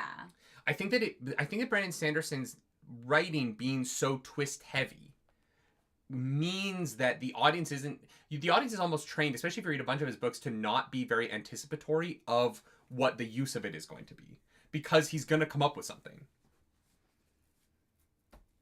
Yeah, which I think like it is fun. Yeah. Like, this is not like a good or a bad situation. I like that there are things that are used in a way that it's flipped on its head. Oh, no. Tony Hobbs pulled a great one, Nightblood. Zeth had to really pull Nightblood at some point. Nightblood is a great Chekhov's gun. But only if you've read fucking Warbreaker. See, that's very funny. But only if you've read Warbreaker. You know what I mean? Like, if you haven't read Warbreaker, the moment with Nightblood is insanity. Okay, Guillermo says the gems on the beards of the Parshendi. That's an interesting one, because you know that they're filled with Stormlight. Yeah. And then you learn that Stormlight fuels the power. So I think that one's actually an interesting one. That one's still a twist, though, because at that point I didn't know if you could pull it off other people, but I do agree that's closer. Oh, okay. That's closer to the idea. All right. Yeah. And Stairguy says that is a problem with definitions changing over time, because I 100% believe that nerdy is right. It's like how people use incredible to mean amazing when it actually means something is not credible.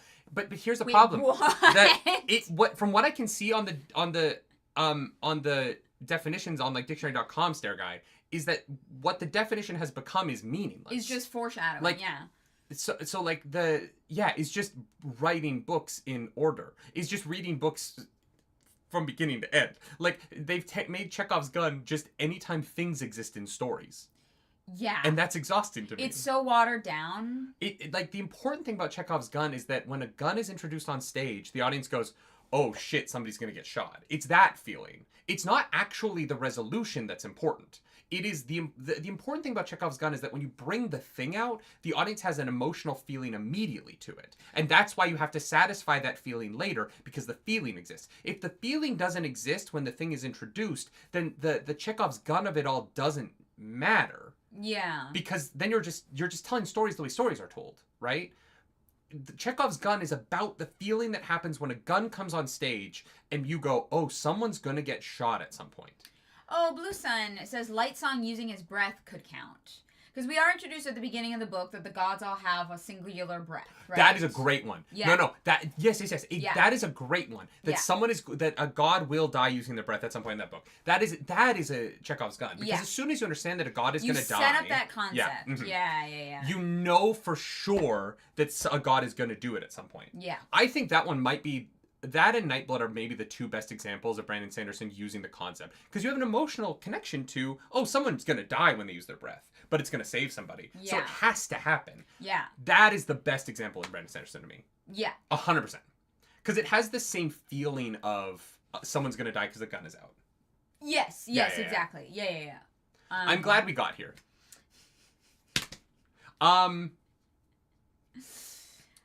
Yeah. So then... All right. Moments in Oathbringer that made us choke up getting our feels. We said Elokar already. Yeah, but also Shallan. Shallan. Shallan falling apart was great. I keep weirdly thinking back to Kaladin, not during Elkar's death, because obviously that one's so obviously shocking. But Kaladin in Shadesmar continuing to like wonder, I think is really great.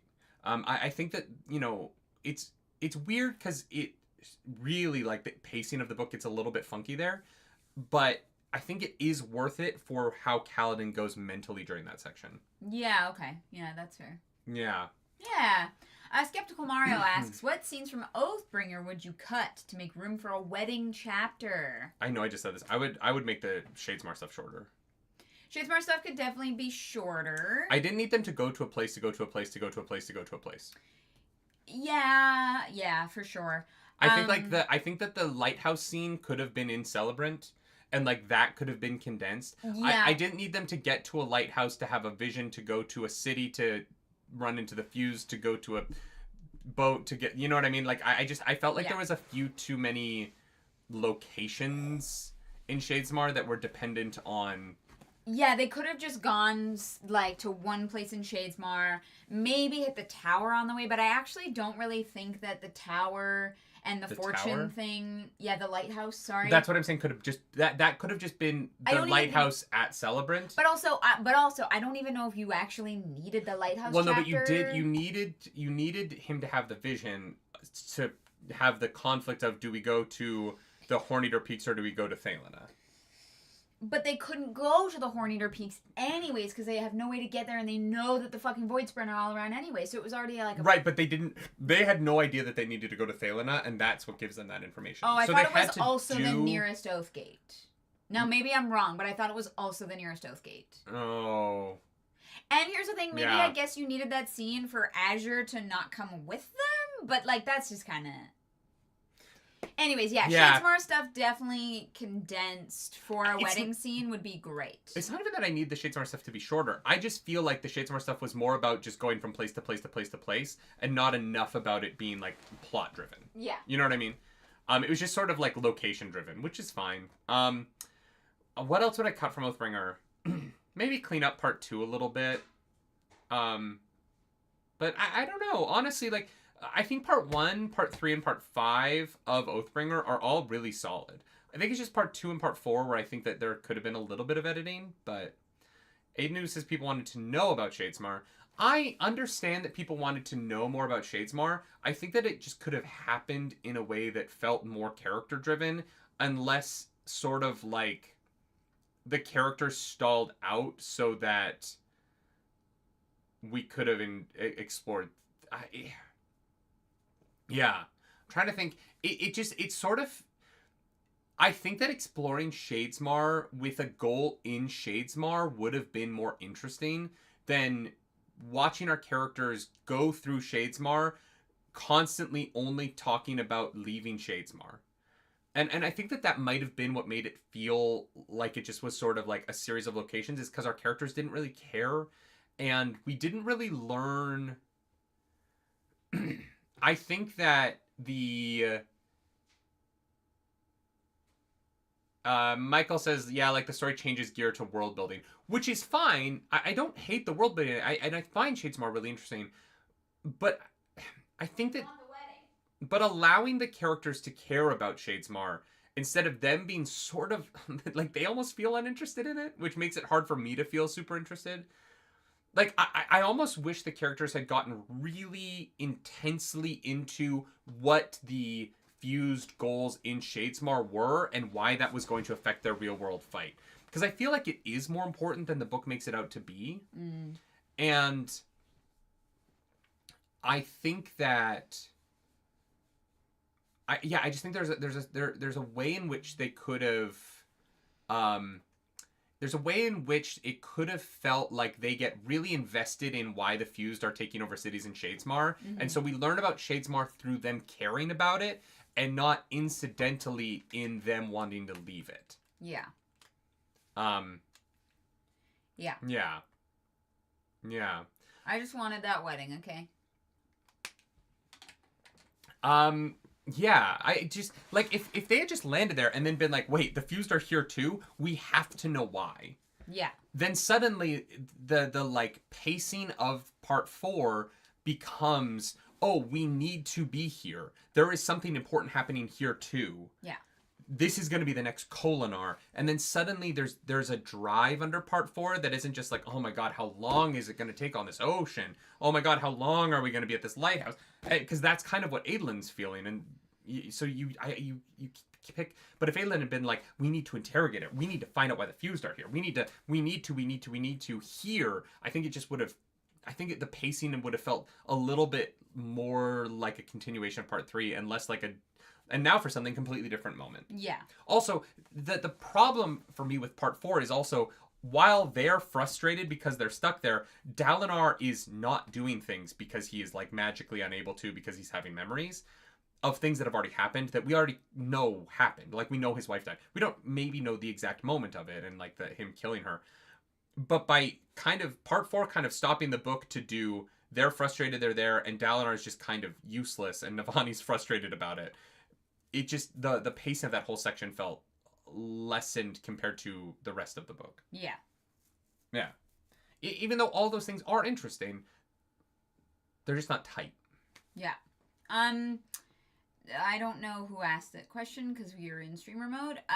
But someone asked, will you be reading Mistborn's Secret History? Oh, I can do that. And Large Willy Wonk. Hey, I'm in that show. Incredible. Yes, I don't know when what they that tell is. us to. Okay, Yeah, great. we will.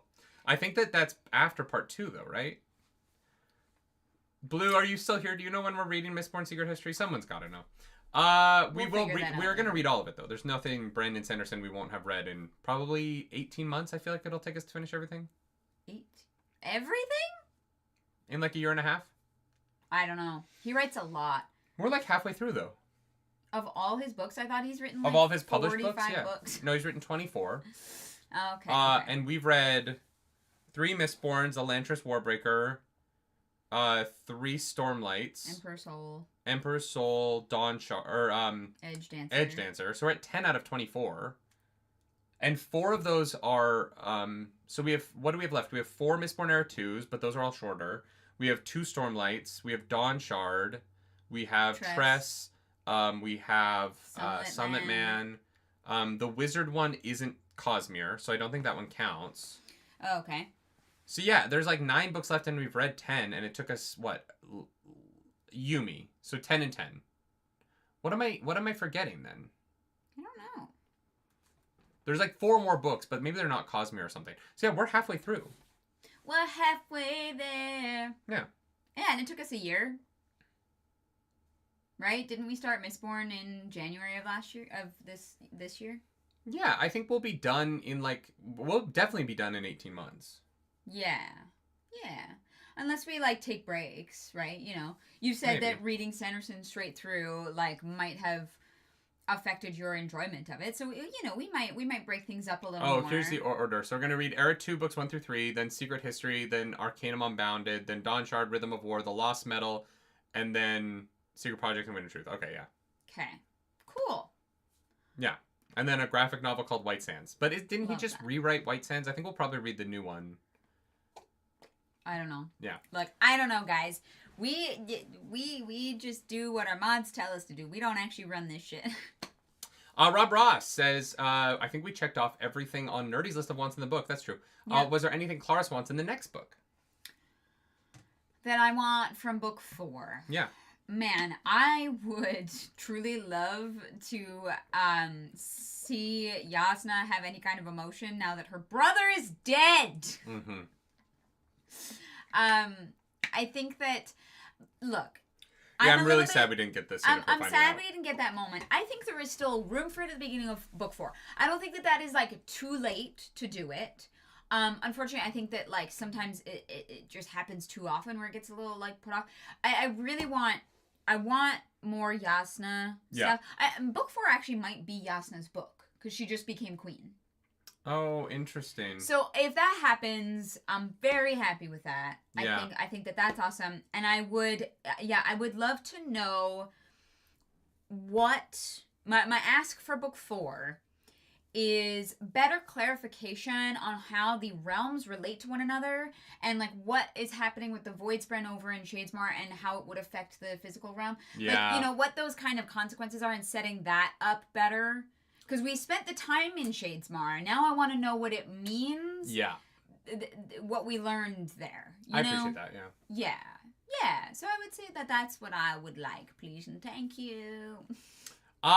What metal do you... It's Rob Ross's second question here. What metal do you think they used to line the room where they were soul casting to hide from the fused? Well, because I read a lot of Superman, I'm going to say lead. Okay. I don't know. Probably... It's bad for the pipes. Anything thick, iron. What is the densest metal? Is uranium a metal? Uranium is not a metal. I don't fucking know. I'm dead. I failed chemistry. I think I got like 37%. I don't think any of the Odiums are metal. Oh, okay. Yeah. I don't think so. Plutonium's not metal. Yeah. I don't know what all the metals are. Cobalt. Uranium is a metal? Wait, it is. What? No fucking way. Osmium is the densest metal. Maybe it was osmium. Wait, yeah. Uranium's a metal? That just blew my mind. It's cobalt. I don't know. Holy shit, it is a metal. Naturally occurring radioactive element. Oh, gosh. I mean, this says it's an element, not... No, it isn't metal. Adamantium. It's mithril, actually. Guys, I'm not gonna lie. I don't understand what uranium is then. All right. I've been... Actually, they lined the room with mercury. Oh, in fact, all of the Odiums are metals. Now that I'm looking at them. Well done. Ooh, maybe they lined it with Neptunium. Don't know what the fuck that is. I don't know. It's probably a metal that they found in Neptune. It's a spicy rock. It is a spicy rock. Oh my god. Nah, it's definitely mithril. Plutonium, maybe? Yeah, sure. I don't know. It could be anything. I don't know enough about metals to make an educated guess on that. I need to stop saying things on the internet because I clearly don't know. You know what I mean? Like, I'm like, I don't think plutonium is... yeah, I don't think uranium is a metal. Yeah. I thought it was like I didn't know. Yeah, the difference between you and me is that you're a fake it till you make it kind of person, and I'm like, I don't fucking know. Well, I will also, like, I'm like, oh yeah, we make, like, nuclear bombs out of it, so why would it be a metal? That doesn't make sense. But then, like, I just don't... I don't know. This is why I listen to chat. This is also why you get cast in things. Yeah, I can play the harp. Hey, I got to work with Jeremy Renner. It was cool. Yeah, worth it. You know what I mean? Yeah, I got to watch him do magic tricks. It was a fun day. It was fun 2 nights on Ellis Island. Happy for And you. they paid me to cut my hair the first night, and then they wanted to cut it again the second night, and they paid me for that too. So We I got love money. double hair paychecks. Yeah. Jesus Christ. Now that we've seen, this is also Rob Ross, now that we've seen crossover of invested abilities, breath, do you think you've seen other powers besides Surge binding on Roshar? That we already have? I mean, I wouldn't be surprised if we had. I don't know what they would be. Those weird people that are hunting for Hoid probably did some magic bullshit. They didn't really in the chapter, though. They're just talking to people at the No. Pure Lake. But they might have, like, made themselves look different through magic. Oh, yeah. I don't know. I mean, yeah, we haven't met all the planets, so maybe. I don't think we've seen, like, Elantris magic. No one's drawing aeons and shit. No, but we might have seen the other magic. Like, Emperor's Soul magic could be here. Oh, stamping shit? Yeah. Maybe in that I weird don't know. interlude where the woman wrecked the art, some of that art was stamped. Yeah, maybe. It was forged. I think that the only place where I think that it might be obvious, but we just don't know it yet, is Dalinar. Because Dalinar's ability is... Dalinar has abilities that go beyond surges, right? And so... If they were other investitures that we just don't know yet, that would make sense. Like, Dalinar's ability to... Make the map? Well, no, that's Bondsmith stuff. But Dalinar's ability to, like, go into the visions might be closer to... Might be closer to, like, the, like, god stuff from Warbreaker. The Bondsmiths, to me, are very Deus Ex Machina-y. Like, we don't know what they do. Yeah, they do cool like shit. their surges are random. Yeah. In that, like, Dalinar doesn't seem to be using Stormlight for a lot of the magic shit that he does. And it seems like because of the level of the magic shit that he does in these books, he should be using the most Stormlight. Like, pulling someone into a vision from across the continent through a storm should be like although I guess you're Literally, using a storm. Rebuilt a statue. Aidnu says they have specific surges. Oh, I know he has 2 surges. He also does a bunch of shit that has nothing to do with his surges that no one else can do, right? Like, the map is just him passing... No, the map is the same surge as him learning languages. He's passing the knowledge from his brain to Shallan's brain through bonds so that she makes the map. In the same way that when he touches someone, he can learn their language. Oh my god, I'm so sorry. Right? I think that is a surge. Okay. That one makes sense to me. Passing information from brain to brain makes sense to me. And fusing stone together, I understand those 2 things, right? Those are his surges. Dalinar can also put his hands into the spiritual realm and the cognitive realm and yoink them together. Right. Without Stormlight. So he can just do that. Can create Stormlight. Well, no, he had to yoink them together for Stormlight to come through him. Yeah. So he has to take his hand and just, like, portal. Reach into the spiritual realm and yoink it into the physical. Yeah. That is an ability that isn't a surge. And so if that was, like, a different investiture, I'd be like, oh, yeah, sure. That makes sense. Yeah, okay, yeah. Yeah. Greg asks, do you think Sadeas at the end of the Words of Radiance was the same man he was in the Oathbringer flashbacks, or do you think Odium was manipulating him to keep the Alethi divided? I don't care.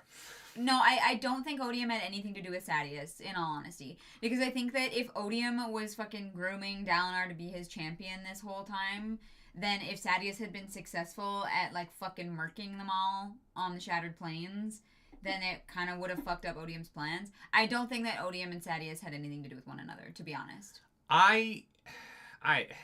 It's one of those things where, like, it doesn't matter to me. I would just rather it be that Sadeas was who Sadeas was. I don't need Which I think is what it is. I don't need every character who... But I'm sure Odium will take credit for it at some point. I don't need every character who is bad to be bad because of the evil god. Like, I didn't need Amaram to be bad because Sadeas. You know what I mean? Or because Odium. Amaram could have just been bad. Well, he was also bad. He was bad for many reasons. What do you mean? Like, he was bad because he's a fucking murderer and he's a son of honor who thinks that they should bring catastrophes so that they can have magic superpowers again. But then also he was bad because he met with Odium later and then took in the fucking evil sprint. Like, there's so many layers that make Amaram bad, which is why he worked for me. But when did Odium start affecting him? Right? Does it matter? Yeah, it does. Because if he joined the Sons of Honor because Odium pushed him to it, then that is less interesting to me than if he joined the Sons of Honor of his own volition. I never thought that Odium had him join the Sons of Honor. Like, it didn't seem like they were that... I was a little unclear on when... Because all Odium said was that I've been affecting the only like time frame we get is that Odium says, I've been affecting you, Dalinar, longer than you. But if Odium's been but if Odium has been fucking with Dalinar since way back when they fucking built Alethkar, like that's Amaram was a kid when that happened. So like all we know is that at some point between Dalinar and Gavilar building Alethkar and now, Amaram and Odium started working together at some point. I mean, yeah, I agree with Blue Sun. He joined Odium because he was bad, not he was not that he joined Odium and then became bad. But we don't know that that's the case. I think that that's pretty. I don't think it's explicit on the page. I think that like by leaving it really nebulous on when Amaram and Odium started working together, just after I started fucking with Dalinar, it's a very large time frame, right? All right, yeah. So I think Blue Sun is right because that's what I want it to be, because it is more interesting that Dalinar or that Amaram killed Kaladin's friends for the Shardblade and then found Odium later. Which is what I think, yeah. And I think that too because I want it to be true. I don't know for sure when that happened. Yeah. Unless I'm fucking up and that we do know, but like I don't think so. We only know that it was like he's like, I've been in his head longer than you. And so that's kind of the only time frame we get, and he's been fucking with Dalinar. He's been grooming Dalinar since, Yeah. Before Adolin was born, right? Yeah, probably. Like. Well, no, we know because it's in his flashback stuff. Well, it just depends Odium was a part of that. The Thrill and Odium were like the same. But Odium was grooming. Odium says like back then I was grooming you for this, right? Okay, then yeah, maybe Odium literally sent the Thrill to Alethkar. Mm-hmm. That seems pretty legit.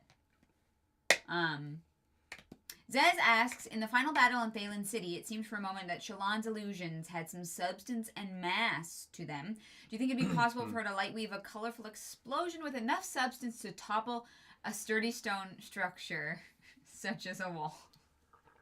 Oh boy. I mean, it depends on what kind of a wall, right? Like, so say she was in, I don't know, Tyr, and she was at a building that was an ancient war structure that had been built to defy attackers who have magic.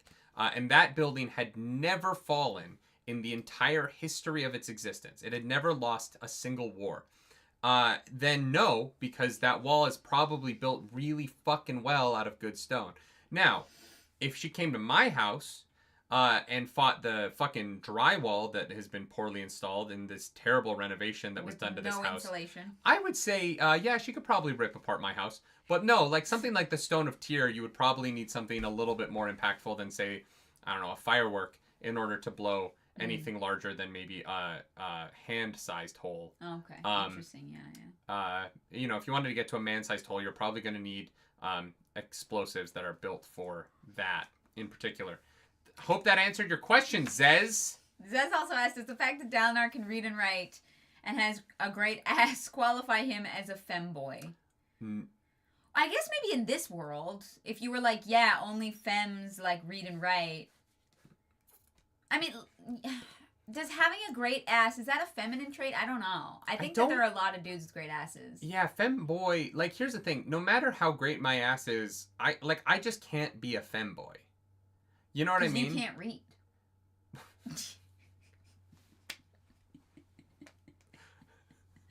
That's very funny. Well, no, but like I'm just too large and.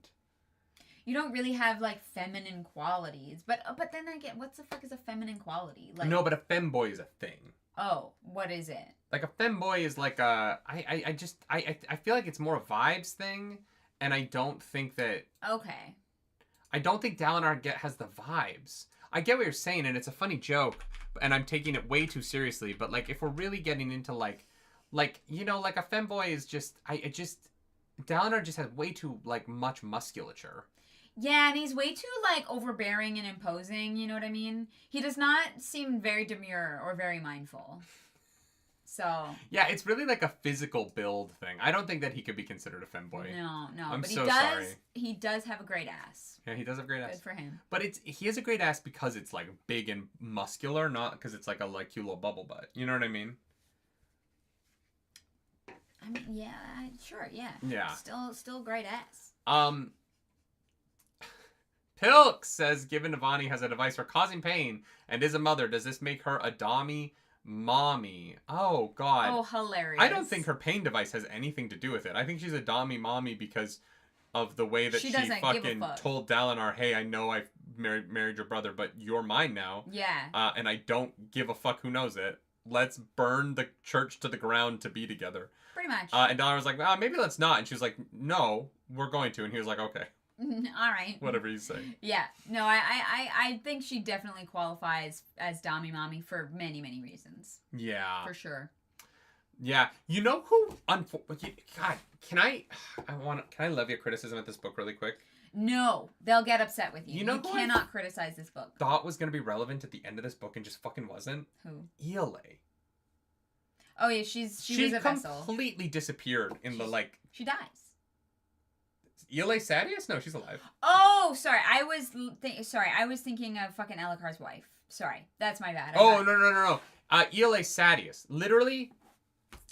She'll come back with a vengeance. She will, and I hope that she gets more interesting. This book, she was kind of just bitchy. She elevated Amaram and then was just kind of a little bit bitchy. And I was like, yeah. I was waiting for her moment. No, yeah, she's... Because it seemed like that was going to be way more important. Because she's supposed to be, like, she's this literally brilliant political mind. They're trying to save the fucking world, and she's just, like, buzzing. She's like, and you're like, oh, fuck, I have shit to, like, get out of here. But, like, at the end of... Was it the end of book 1? Mm-hmm.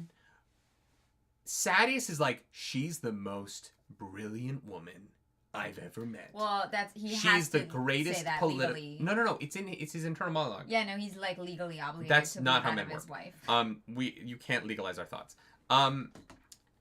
Especially not policing.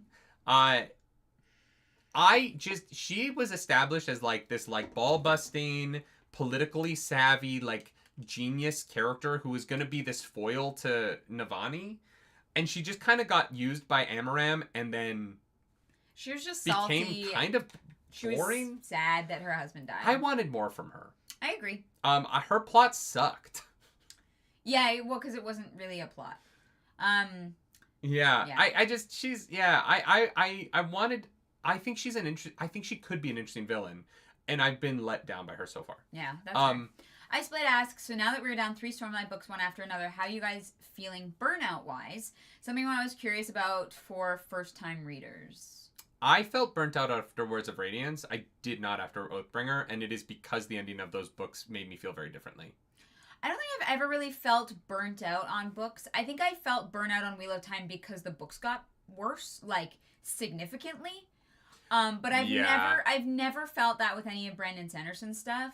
Like, I feel very comfortable with his writing now because we've, like, read it so much. Like, I'm, like, having a good time. And, yeah, I have desire to read other things because I want to keep reading books. Yeah. But I'm not like, God, I need a break from Sanderson or I need a break from Stormlight. Like, I have been audiobooking these books while we've also been reading them. So I've been, like, kind of reading them twice at the same time. Yeah. I felt a little bit at the end of Words of Radiance. I was like, oh, God, like, I don't know. I wasn't burnt out on, like, the amount we were reading. I was a little burnt out on... Sorry, Blue. I was burnt out on 2 over 1,000-page books that both were, I felt were... Words of Radiance was closer, but they were both close to being something that I really fucking loved. And just neither of them hit that mark. And... I was like, I want one of these Stormlight books to be that, and like we talk about them so much, and I was like, I just want one of these to be something that I'm like, oh, this is fucking brilliant, I get it. Yeah. And so I think that for me, like, book club burns me out on books more than the reading of them does, because if I don't like them and then I don't have to talk about them for 3 hours, it's like whatever, it doesn't matter, but because we're gonna sit here and talk about them, I'm like, oh God, like. People think Words of Radiance is the single greatest book ever written, and I have to go on the internet tomorrow and be told that I'm a fucking piece of shit for not thinking it's the greatest thing ever written. And so with Oathbringer, it was easier for me because I'm like, oh shit, like this is my fucking jam. Yeah. And so that I think affects my that affects my opinion more than anything. Yeah. I also think that like I just get a little bit tired of the everything has to be saved for a reveal later, and I kind of just wish that these books were a little bit shorter, just by not having so many reveals. And I'm like, honestly, like I don't think they would be weaker. I feel like they would actually have a little bit more of a like. I think that some of the reveals would feel bigger because there would just be a couple less. If sometimes information was just given to the reader. Oh, okay. So that when the reveals happen, you're like, oh shit, that was a reveal. Instead of it being like, all right, let's gear up for all the reveals. Yeah. It almost, like, I do wonder if sometimes Brandon Sanderson almost, like, saps some of the energy from some of the reveals. Yeah. By back-ending them so much. Yeah. Umeng, I actually don't agree with your statement. Not that I've spoken to every single Stormlight fan, but I think generally is incorrect in that situation because I have not. I think they're right. I think online that is. I think that's a common opinion. I have never online. spoken to someone who has put Oathbringer last on their list. Oh, interesting. We have people in chat who do it sometimes. Really, I think I see Oathbringer as more often number one than anything else. I think generally being more than 50%, no, but I think if you mean generally in that it is a widely held opinion, I think that is a fair. There's a lot of people who call Oathbringer a tedious slog. I think they're crazy. I think if you were like, I really like Oathbringer, but part 4 was tough to get through, I'd be like, yeah, I get it. But for me, I think this is the best of his books. Yeah. Yeah, I or not of his books. I still think Hero of Ages is my favorite, but this one might be his best. And those aren't always the same thing. Mm-hmm. But you know, this is the only S tier Brando book for me in this Stormlight archive. No. Oh, in Stormlight archive. Yeah. Okay. There are 4 right now. There are 4 S tier Brando books to me. It's Hero of Ages, Final Empire, Emperor's Soul, and Oathbringer. Those are the 4 like solidly S tier top shelf books. Yeah. And then in that next A+ tier, you have Words of Radiance, and Edge Dancer. Edge Dancer might be an A. It really might only be Words of Radiance. And then in A tier is Way of Kings, Is basically Well of Ascension, and Edge Dancer.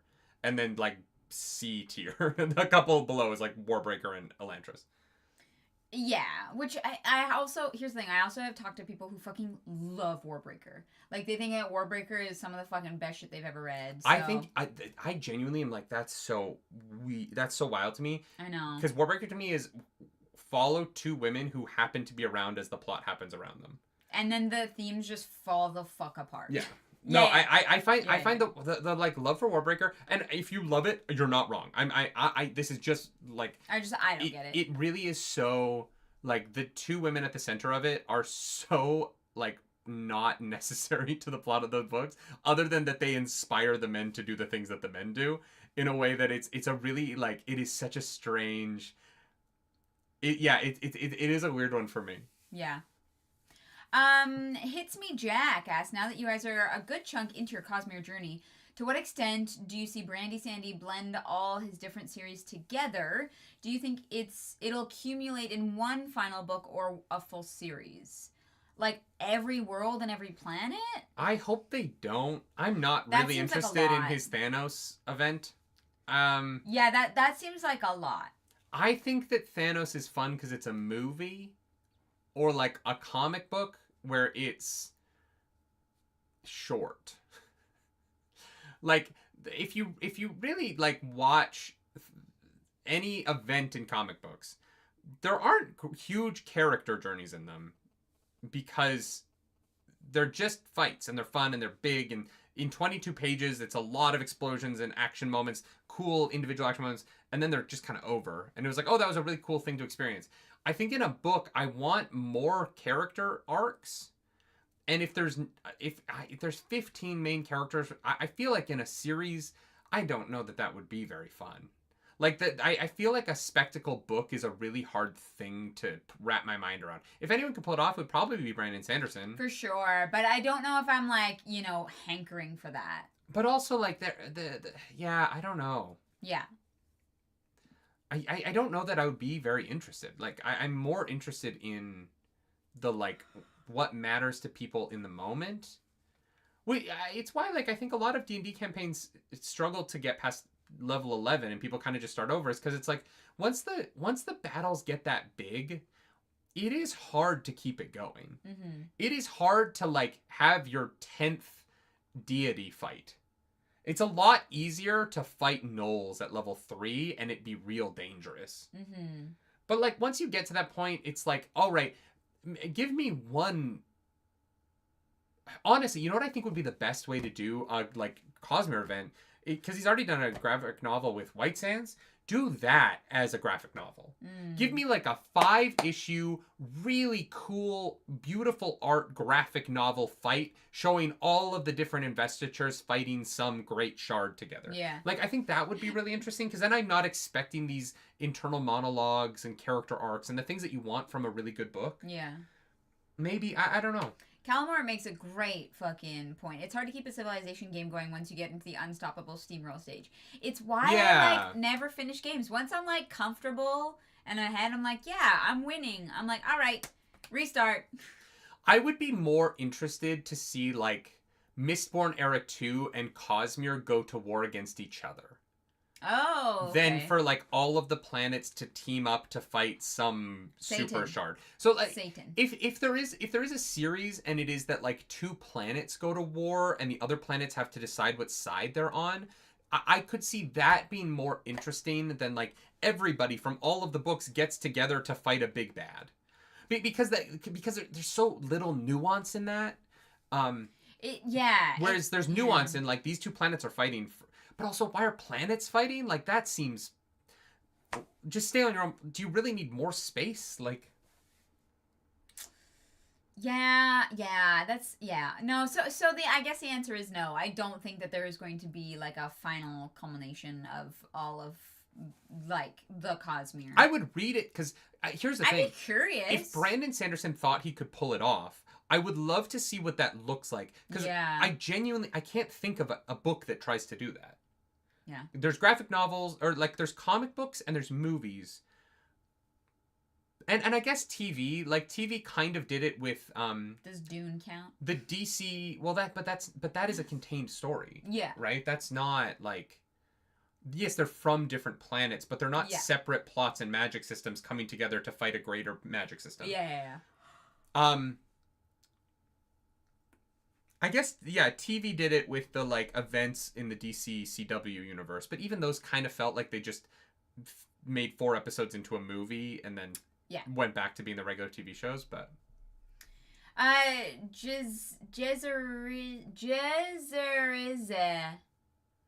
No, we missed one. Id versus Ego, we skipped over this one. Now that you've gotten some Herald POVs, can you name each Herald with their associated orders? I can't name one of them. I couldn't... Genuinely, Talanalanet is the only one that I think I could appropriately name. Yazerazaraza was the one who died. Nail. Asherashaleel. Nail. Right, but I don't actually know his real name. I know Nail, but I don't know his like Nalana. Manamana. Oh, he's Stormbreaker. Yeah. Okay, so that's one. Wait, Storm. Yeah. Talanalanet was Windrunner, right? So I guess I can name 2. You know what? I think that Ashalashalal was Lightweaving. Oh, no, wait. Why do you think that? It's pure guess. Oh. Yeah, she gives me Lightweaving vibes. That's the only reason. Sure. Yazerazarazal was... No, wait, Yazerazarazal was Windrunner. So then what was Talanalanet? Bondsmith? Maybe. Yeah, maybe. What do you think about them? I really don't care about the Heralds. It is easier to remember the Forsaken. The Forsaken definitely blend into one thing, but I at least know all their names. Do you think you could name all the Forsaken right now? most of them. Okay, here we go. Okay, Lanfear. 1. Belot. Yeah, no, that's a character from Stormlight. Oh my god. Okay. We're off to a great The start. one who died literally immediately, it started with a B and it was very short. What's his name? You were confident you could name all of them, and you have said one name so far. Okay, so Lanfear, Semiraj, Okay. Moghedien, Samael. Yeah. Samael, that's how we say it. Oh my god. Blue don't help. No, that's his fake name. Oh my god. Balthamel. Right? Balthamel. Was the skin one? I don't remember Balthamel. The flesh puppet guy? Isn't Belial from No, Bilal. There's no I. Belial is the Balat and Bilal. Balthamel. Yeah. Okay, Balthamel is correct. See, I didn't even remember that one. Balthamel. Belial is the isn't that the guy you fight in Act 5 in Diablo 2? Isn't that Belial? But Bilal and so Balat and Bilal were literally just way too close in my brain. Because there's all it is just the extra little Donner and Blitzen. Donner and Blitzen. There was You're missing a couple of big ones. Asmodean. Yeah. And then there was another A one. Yeah, in the first book. In the first book, I know. Agonor? Yeah. Yeah, okay. You're actually doing pretty good here. Thank you. Appreciate that. Oh my god. You're missing like big ones. I'm surprised. Oh, really? Yeah, think sexy times. But like non-consensual. Oh, Graendal. Okay. Yeah, Graendal is the other one. So I'm really stuck on the one, the rapey one. Oh, really? What's his name? R. It starts with an R. Yeah. Yeah. But I can't. Think of Vax'Ldon. What? From Legend of Vox Machina. What about him? Just think about things associated with him. Raven. Mm-hmm. What? I don't know. It's Raven. Is it Raven? Isn't that his name? No, Raven? I guess. Isn't it Rahvin? No, I think, yeah, you're right. I think Raven. Okay, you're missing 4. Well, Raven was one of them. Yeah. So I'm missing 3. Because there's 13, yeah. right? Oh. Come on, you no, got wait. this. Well, I said Samael. Yep, oh, Demandred is the other one. The problem is now I don't even know what you're missing. I know. Is there one that starts with an I? Maybe. That gets killed in, not Illyria, in the bees. The bees. Wasn't that Samael? Was that Fuck. Isn't Demandred the other one? The other big one? Who's the other big one? Yeah, that was a big one. Yeah, Demandred was the big one. Basil Gill. Is Shamael? Didn't I say? You didn't say Shamael. Oh. So I forgot. Okay, that's my bad. You missed one, but I honestly could not tell you which was the one you missed. I actually don't know. No, you're right. I didn't actually say a Shamael. I guess. All right, let's move on from this. That is the goofiest thing. Jazera Zeralan. Wait, who is the last one? I need to know. We'll have to figure it out. Masana. Remember Masana? Useless. Bet you don't. Useless. She was pointless. Oh my god. Wild. Anytime she was just there to get bondaged and spanked and abused. Anytime basically. someone tells me the Wheel of Time is their favorite book series ever, I'm like, oh, you like thin villains and very little actual difficulty. No, they like spanking. They do like spanking. That is... I just like to tease Wheel of Time. If it is your favorite book series, I'm just teasing. I don't mean it sincerely at all. I hope you love it. I'm just making jokes. Because I love you. I feel like, you know what, I did pretty well on that. But I couldn't tell you I was any impressed. of the fucking heralds. Balthamel really impressed me because that sounds like nonsense. That sounds like a fucking herald and not like a Forsaken, but... Yeah. Zerlin says, you said Shallan isn't bisexual because Sanderson wouldn't write queer characters. Does Drahe change that? Wait, who said that? I said that in like book 1. What do you mean? Well, then say nerdy. Hello, I'm here as well. I have been saying Shallan is bisexual this whole I know, and my fucking response was time. like, no, Sanderson 10 years ago wouldn't have written a gay character. It's like when people comment or send us emails and they're like, "Dear sir," as though I don't fucking exist on this channel. Yeah. Well, Hi! I'm right the fuck here. Oh my god. Yeah, does Drahey Sick of change this that? bullshit. I mean, yes, because he wrote a queer character, so yeah. Yeah. I don't think that makes Shallan bisexual, but I do think that it makes Drahey gay. Because he's married to a man. I don't know if they're married yet. Hopefully we get that wedding. But no, I have been saying that Shallan is bisexual since literally the moment she saw Yasna. So, get wrecked. See, there was not a single interaction between them in this book that gave off attraction to me. See, I as think someone first who book came into felt- my bisexuality late in life, Mhm. and I now look back on my interactions with people, and I'm like, I know I see it. I saw it in the. I saw the potential in the first book. In this book, they're together so little. I was like, they don't see one another. But I didn't get it in this one. No, in this one, because they never see one another. I will agree. There was no tension. But Yeah. Yasna still got big old titties.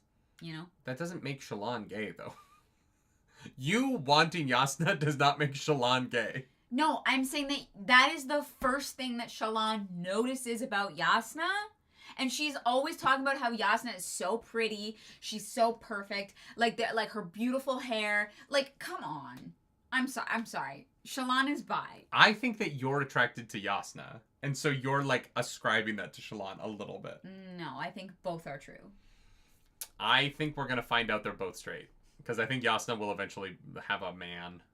Yeah, but fucking Moraine and Sawan are not straight, and they ended up with men. Yeah, okay? but I also think that Robert Jordan fucked that up so badly. No, I agree with And that. the way that he wrote queer characters is, like, almost offensive. Uh-huh. And mostly by making anyone who was a lesbian when they were younger either grow out of it or become evil. I know, yeah.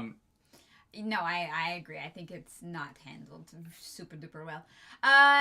Yezerziza says, you said that one of the epigraph letters is from our old friend Sazed, and it does seem somewhat open to... Oh, and it does seem somewhat open to assisting Roshar. Given this, will he send help? / will we see Scadrians take an active role in Stormlight Archives plot?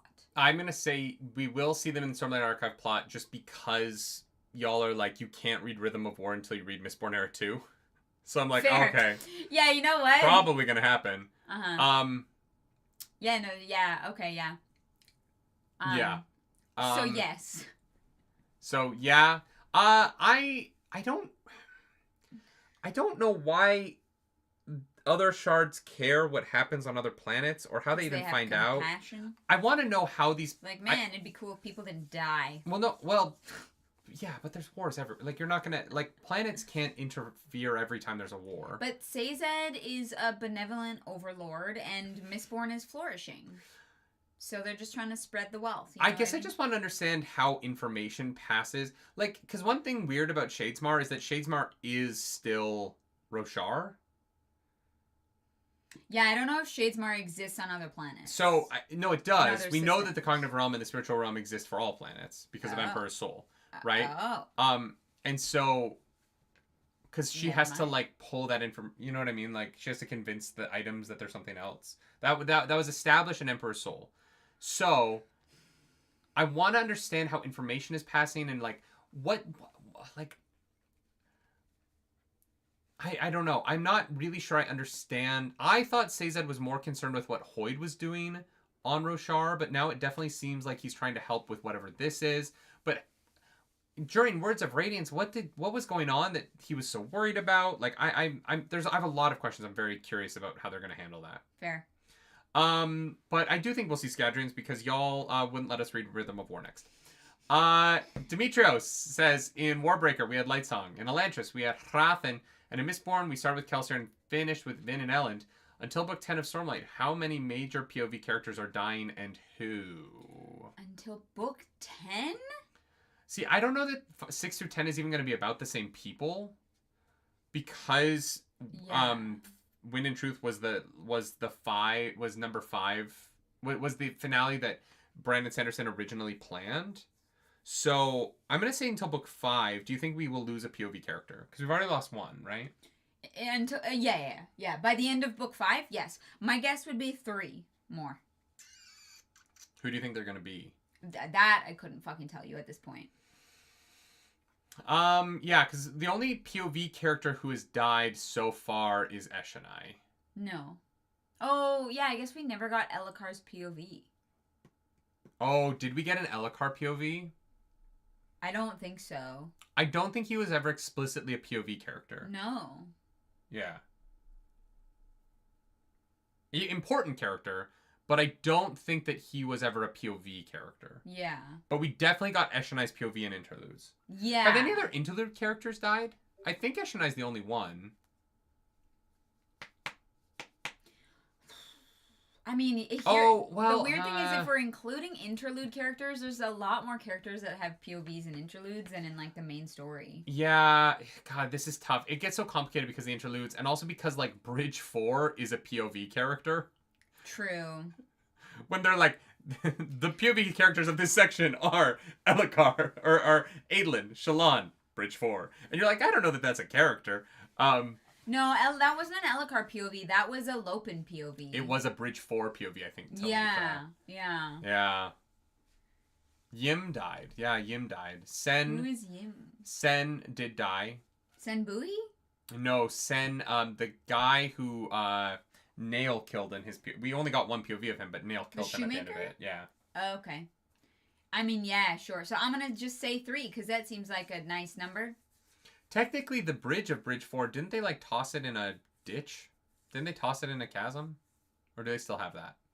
I can't remember what happened in that chapter, and I need to go back and read it. Yeah, I think, who do you think they're going to be, though? A major, not interlude. I think that Venli will die. She gives me heroic self-sacrifice for her people vibes.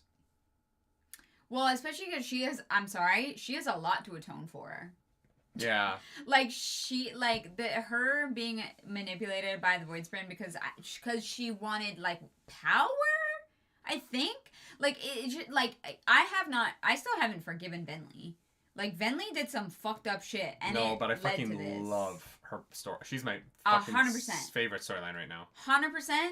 I think she's a fascinating character and a wonderful POV, but I don't think that means that she is or has been a good person. Sorry, Sen was killed by Helleran. Yim was killed by Nail. Yes. Sen was killed in the beginning of Way of Kings. He was the guy that Kaladin was talking to. He was like Kaladin brings the kid over. That first POV in Way of Kings isn't Kaladin. It's the guy in the army. Oh. Who's introducing the kid to how the unit works. And then he and that kid are watching Kaladin do his shit. No, the kid dies. It's the kid's perspective and the kid dies. Is it the kid's perspective? Yeah. Then Sen is the kid. Yeah. Then who is the guy? Starts with a D, I think. Okay. Yeah. Too many fucking names. I think either Kaladin or Adlin will die. Well, no, what am I talking about? This is Brandon Sanderson. They're all going to be fucking fine. I don't know why I'm worried about anybody. I think Dalinar could die. I don't think so. He's a Bond. Like, the problem is these characters are all basically immortal. Like, killing any of them is going to be so fucking hard. I just think Dalinar is more likely than Kaladin or Adolin, personally. Vin dies. Oh no, we're spoiled. Yeah. Code 76 is the next question. They say, what do you ultimately think unite them means? Unite who / what? It actually means all of the planets and all of the Cosmere. Yeah. I just think it was bad advice from Honor. Look, Honor is honorable. He's not very good at, like, teaching or instilling confidence. I think it maybe meant the Heralds. Oh. Because I'm trying to think of when Honor said it, who would that have been about? Oh, when he said it, That was when Dalinar captured the Spren, the thrill, right? No, he recorded it when... No, Dalinar keeps hearing it in his head at random fucking moments. But Honor recorded it when he was dying. He recorded the visions. Which is when he says unite them. They're in the visions. Yes, but Dalinar frequently hears unite them in his head that have nothing to do with the visions. What if Dalinar has to unite... Odium. No. Yeah, those are Odium, who's trying to fuck with him and make him evil. So you think unite them is Odium and not Honor? No, I think that the original unite thems are Honor, and I think that Dalinar has now twisted the unite thems to keep fucking with... Or sorry, Odium has twisted the unite thems to try and continue to push Dalinar into the coalition so that he could take over everything in one fell swoop. I think at the end of book 3, there's a moment where he hears unite them after, like, capturing the thrill. And I wonder if unite them actually means he has to capture and unite all of the nine shadows. Okay, that might be it. To imprison Odium permanently. Okay. Like, if Odium can only be imprisoned by the makings, like his own makings, right? Because he kind of maybe made them. The unmade. He unmade them, so they need to be made again so they can hold Odium at bay. Oh, okay. I don't know. That seems very convoluted, but I kind of dig it. Early Ann says, what kind of microscopic spren are there? Something thought up by microorganisms? It is fantasy, so let's have fun speculating. What? Ash-eating bacteria. Oh, that's orgasm spren. The women keep telling the men that they're microscopic so that they don't have to lie and say that they've actually come. Oh, but they're not actually microscopic. They're not. That's just what women keep telling the men. Because they're like, men can't I didn't see any orgasm spren. They're like, oh, no, they're just really small. Yeah, I promise I came. They can't, like, go do their own research, you know what I mean? They just have to take their word for it. I agree with Blue. I think he's just thinking about it again, but maybe he's hearing it. We'll swear see. He was like, I heard it in my mind. Like, that's how thoughts work. No. No, hearing something and thinking something do not feel the same at all. I don't know. Microscopic ideas? Like, I don't know. Microscopic spren. If I were to, like, guess, I would think it would be, like, adhesion spren, but I think we've seen those. No, they're big enough to grab things. You can literally see them adhere things. Yeah. Oh, maybe, like, really common things would be microscopic, because even something as small as a microorganism would feel it, right? So, like, in this case, like, eat, hunger. Like... No, hunger spren you can see. Yeah. Maybe something that you feel constantly. Like, what is, like... Existence spren. Existentialism spren. No, those would be big. It would just be a big eye that just stares at you. Yeah. Breath spren. I guess that'd just be wind spren. That's so funny. Oh. No, gloom spren are depression spren. The spren of being touched by your clothes constantly.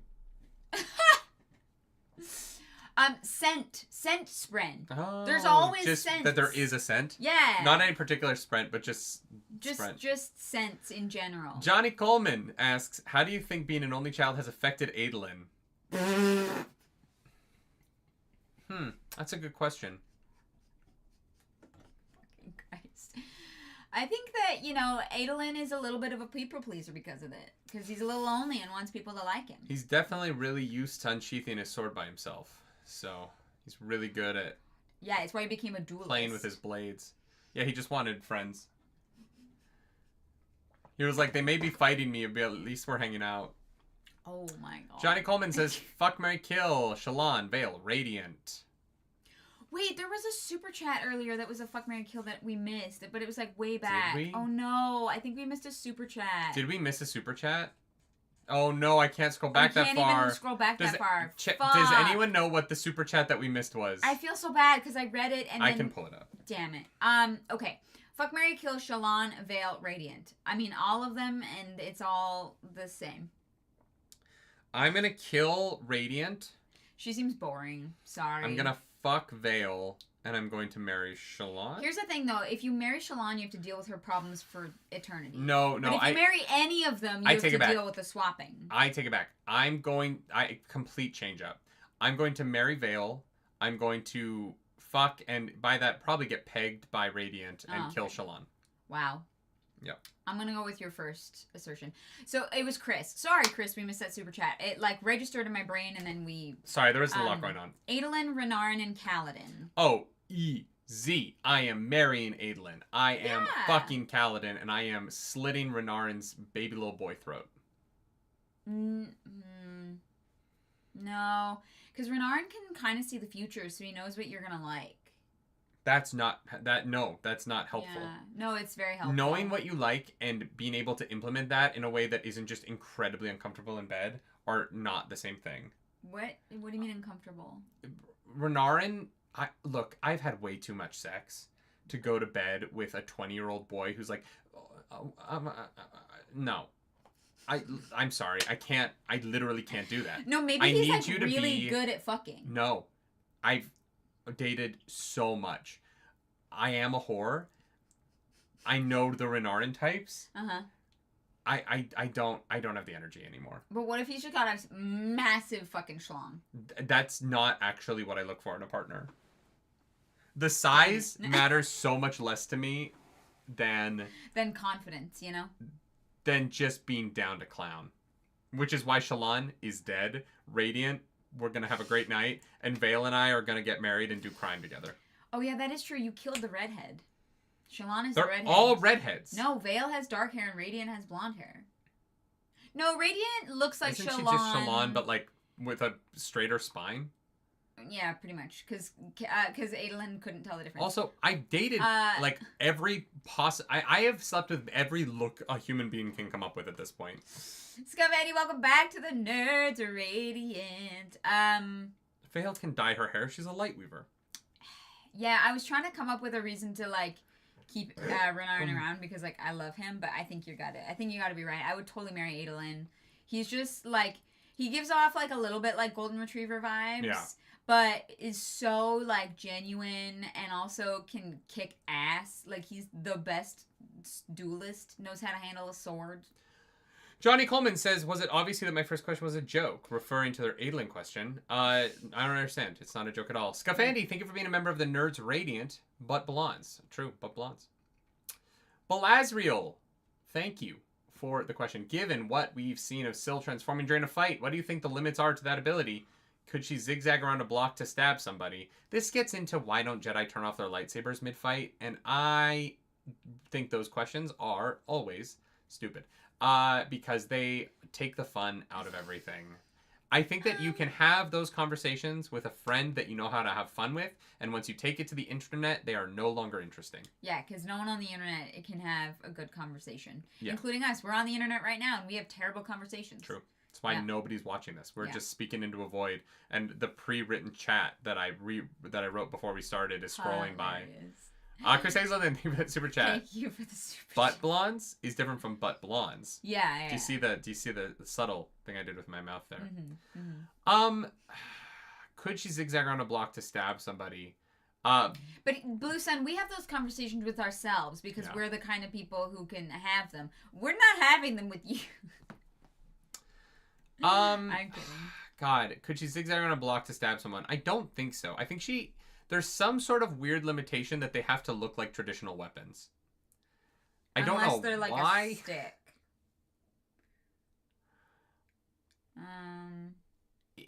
Also, the changing shape seems to be very, very, very plot heavy.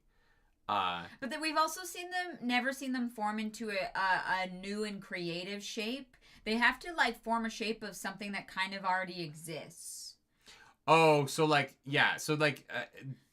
have to have thought of it before. A sword that went boop boop boop boop or whatever the fuck, then maybe Syl. But Syl is a personification of human beings' imaginations. Yeah. Well, not exactly imaginations because it's something that they literally manifest into being. Yeah. So she has to turn into something that already feasibly exists in the world. that humans have already created. That's Yeah. interesting. That's an interesting way to get around it. Blue Sun, we're all having them here together. I understand. I say those conversations are dumb, not because I don't want to have them on book club, because I trust y'all, but because I I wouldn't take it get to Twitter. frustrated with the online discourse where they're like, well, actually, Star Wars fights are stupid because a Jedi could just turn the lightsaber off and on, and it would just, like, win. And I'm like, that's not actually... those kind of arguments go nowhere to me because it's just so narratively unsatisfying. Yeah. That I don't know why. Like, sometimes the people who are arguing those things online seem to want art to just be less interesting. They seem to want things to just be worse. Mm-hmm. And I don't get where their arguments come from a lot of the time. Mm-hmm. But anyway, her zigzagging around a block to stab someone would be cool one time, and then it would ruin the setup. It would ruin every fight in the Stormlight archive forever after. So she can't do it because it would then be bad forever, right? Like that's the thing about it that sucks. Once you have It would be a cool moment that then makes the story worse. Yeah, moving which forward. Yeah. some people have rightfully, in my opinion, to some level, levied at The Last Jedi, right? Where like Holdo's maneuver where she light sped into the Star Destroyers is an incredibly cool thing that also is like, well, it kind of... Now where do we go from here? Yeah, now that we know we can do this, what do we do with it? Yeah. I think that the Holdo maneuver does it less for me than the lightspeed tracking does. Because now that you can lightspeed track in Star Wars, it's like, well, now every fight is to the death. Yeah. Whereas before you used to be able to escape a fight by locking into a lightspeed lane, right?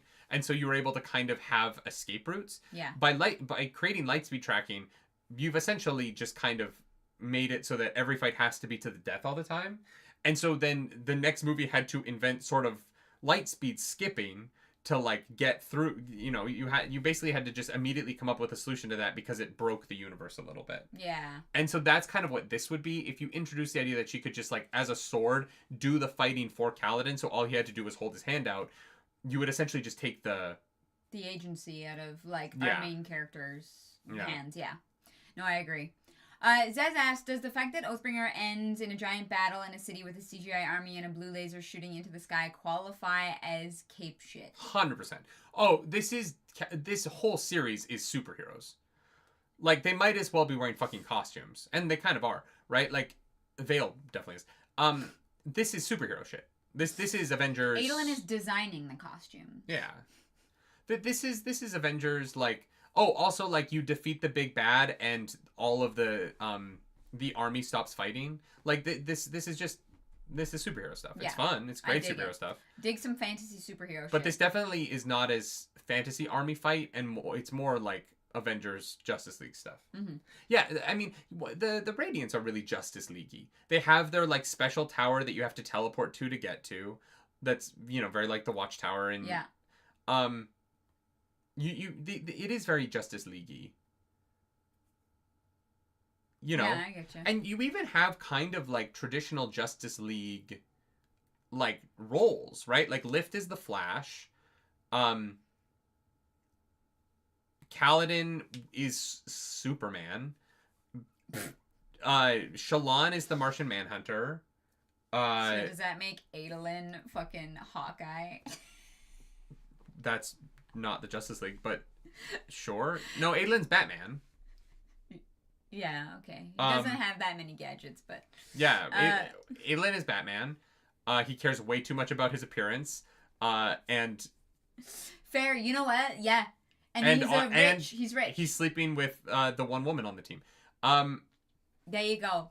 Adolin is Batman, but just less annoying. Yeah. Look, it depends on what version of Batman you're talking about, because, like, I'm so sorry, but, like, the most recent one... Oh, the Robert Pattinson Batman? Robert Pattinson one was not that smart. You gotta read the comment before you respond to it, because no one knows what you're talking about. Huh? You just went, it depends on which Batman you're talking about, because you read read a comment. And then I finished it by saying, Robert Pattinson's Batman is not that smart. Blue Sun, thank you for the comment. I'm so sorry. This is the problem with trying to cut your streams into shorts, is that you just talk to chat, but you don't reference chat into the video. So I can't pull context. Skill issue. Nope. It's actually not that. That's not at all what it is. What other people do is they take a picture of the comment and they put it on the video. Okay. You know what? Fine. Oh my god. To be fair, we don't know for sure that Adolin doesn't moonlight as an animal-themed vigilante. He's Crab Man. No, I think Crabman will be someone else. No, he's Chicken Man, for sure. Oh, I think that Kaladin is Polka Dot Man. Because he's sad. It's just very depressed. That's the defining feature of Polka Dot Man. Yeah. Mm-hmm. He's traumatized, alright? Well, then he's Batman. Alright, Chloe.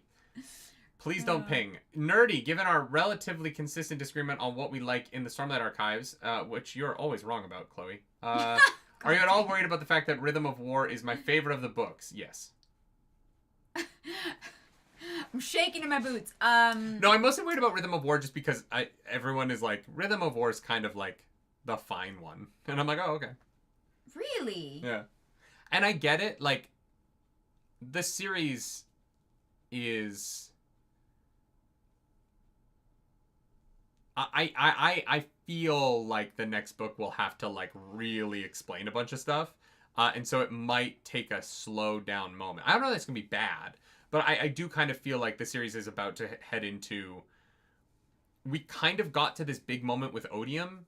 We kind of need to, like, build up to the next one a little bit by resetting some things. A lot of people in here say that they really like Rhythm of War. I don't know. I don't know.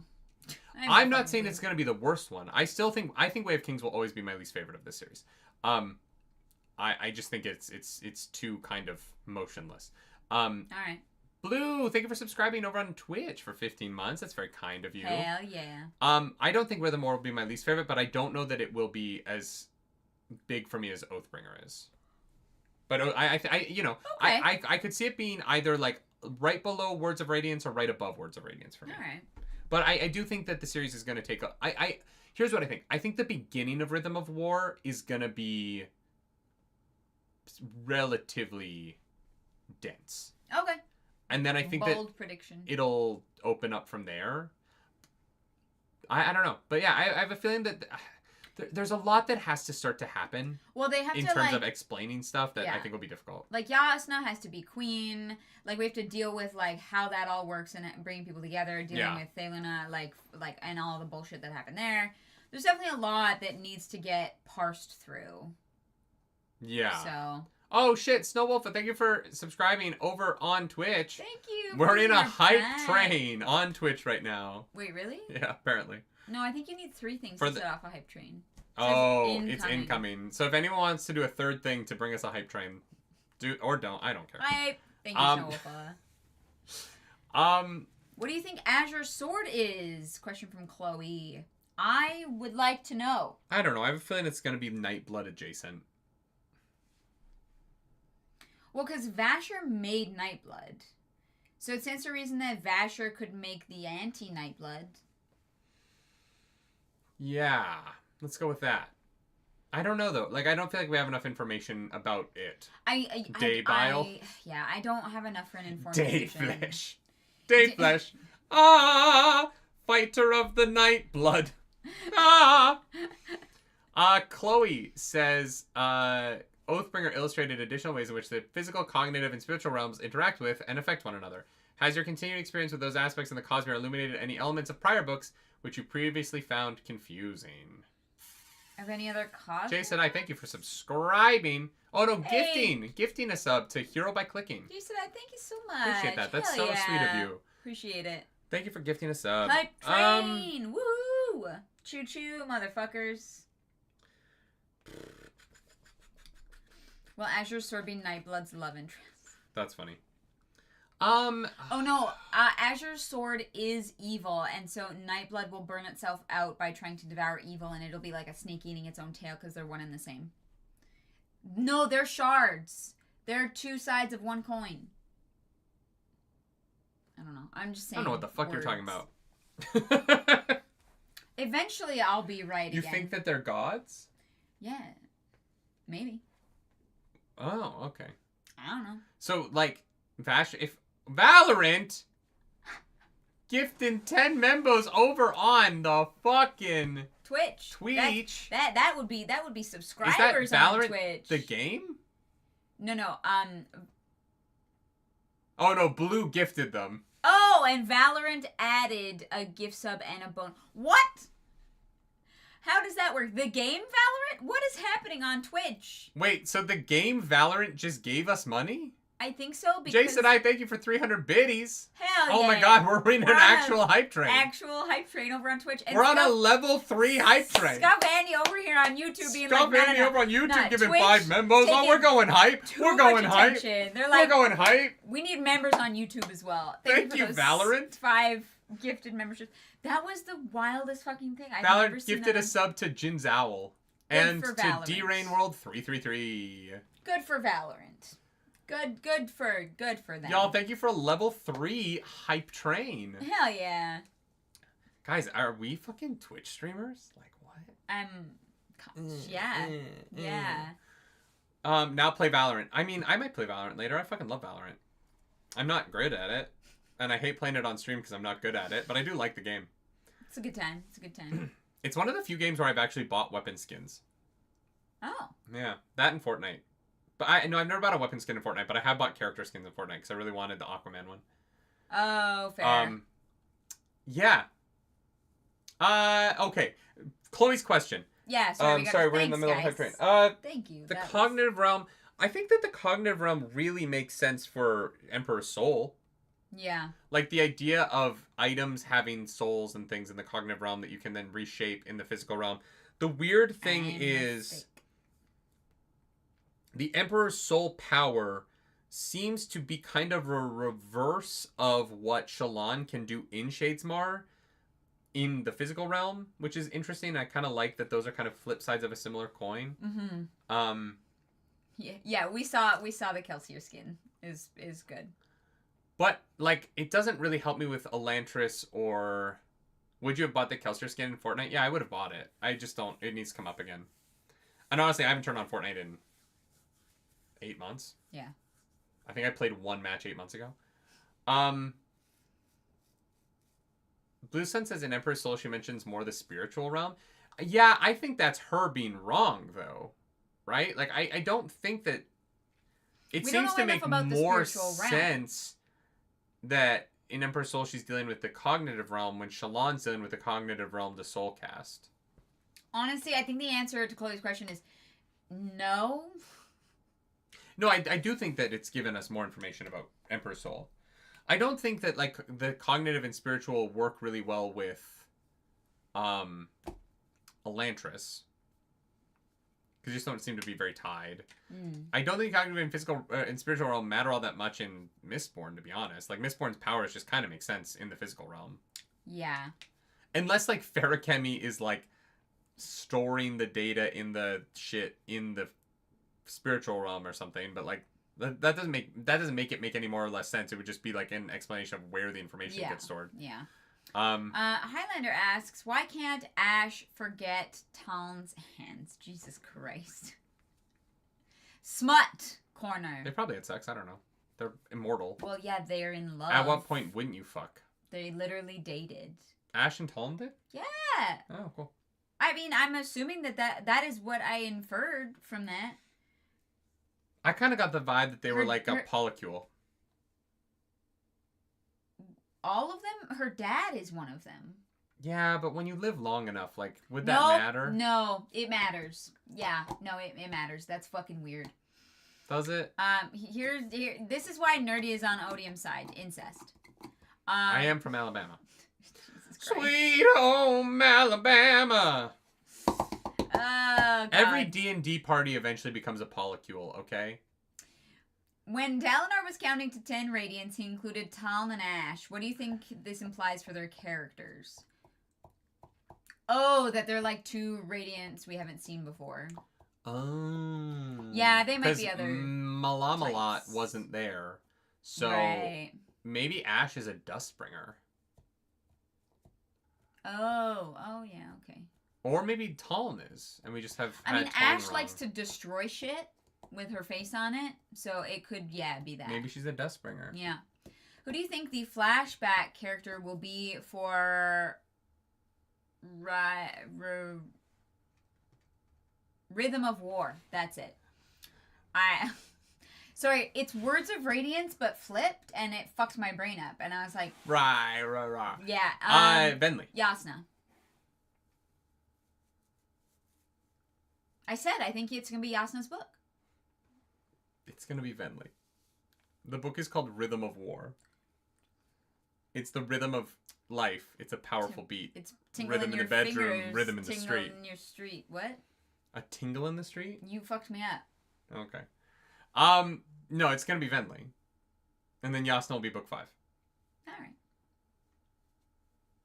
Sure.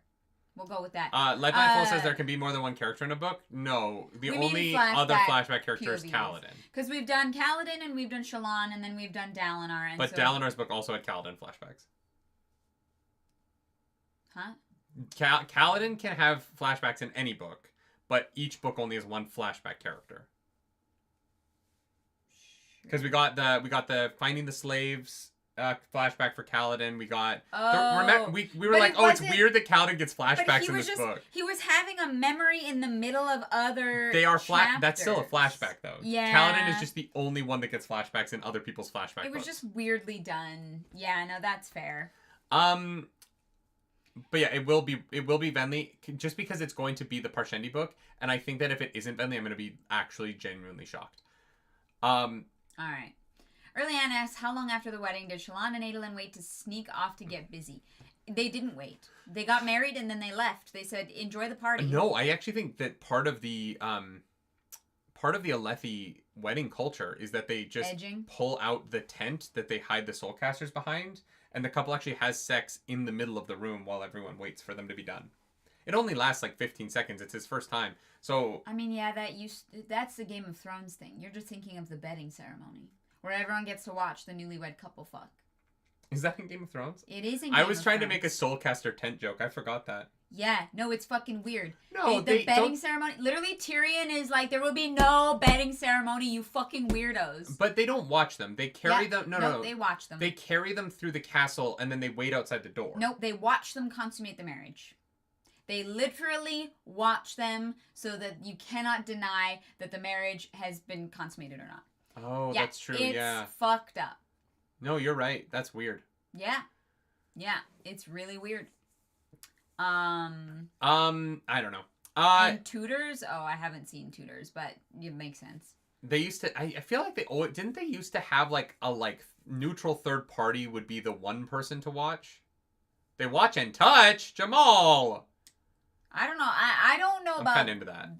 But we should get married again. Consensually, yeah. I'd be like, hey guys, it's gonna be an orgy at this point, but like we're like the main event. But that's a different thing than like we're having sex for the first time and our family is gonna watch. That's some weird shit. You know what I mean? Yeah, but for like, it only makes sense for like if you're going to be in the line of succession, right? And you're like, for consummation reasons, we have to do it. That it's not like a thing that trickles down to like the commoners. I don't think Tyrion is gonna inherit Casterly Rock. If fucking Tywin has anything to say about that. I don't know if you know this. He's dead. Will Shallan or no wait, Jezerlin says Jezerza, how much would you pay to attend the wedding of Shallan and Adolin?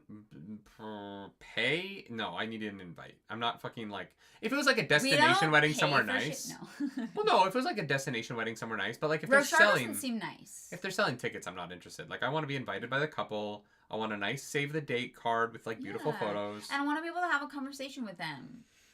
I know they did the wedding at... the ball. At Dragonsteel this year, which is fun. Yeah. Yeah, it's cute. Next year it's gonna be me. I will be the Shallan Tavar, okay? I don't think they're gonna do that again. Tell Brandy that's what you want. Tell Brandy you want this Shallan to show up at Dragonsteel, okay? However much Dragonsteel tickets were. Yeah, I mean, like, I would go to con. But no, if I was... saw any vids... yeah, I've seen videos. I saw, like, a couple second clip. I didn't really watch it. I've seen videos of, like, there was a video of the, like, jumping around with spears. And then there was a video of... Adolin and Shallan wrapping a red scarf around their hands and then walking in circles. Those are the two I saw. Isn't that like a Nordic thing? Yeah, there's a bunch of cultures that do that. The binding of the hands. I didn't see anything that I felt was spoilery. Well, no, because it's not in the fucking book. Well, no, but if that scene is like, if there's a flashback to it in the next book, nothing. I mean, like, I've seen their outfits, but I don't think there's anything from the ball that I've only seen a couple of clips with no sound from. Yeah. Like I've seen like clips with like music over it. Oh, cool. They did a Bollywood style wedding dance video. I haven't even watched that. I've literally only seen a couple of clips of like mostly the costumes because we follow the person who made the costumes. We do? Yeah. Oh. Or I do. Who made them? Wait, and whose costume? All of them? No, the Dalinar one. Dalinar one. Or the Kaladin one. Was it Kaladin? It's like feral something. She made those? Yeah, she made one of them. I thought she just made a Kaladin jacket. I didn't realize it was the one for the ball. Feral Workshop.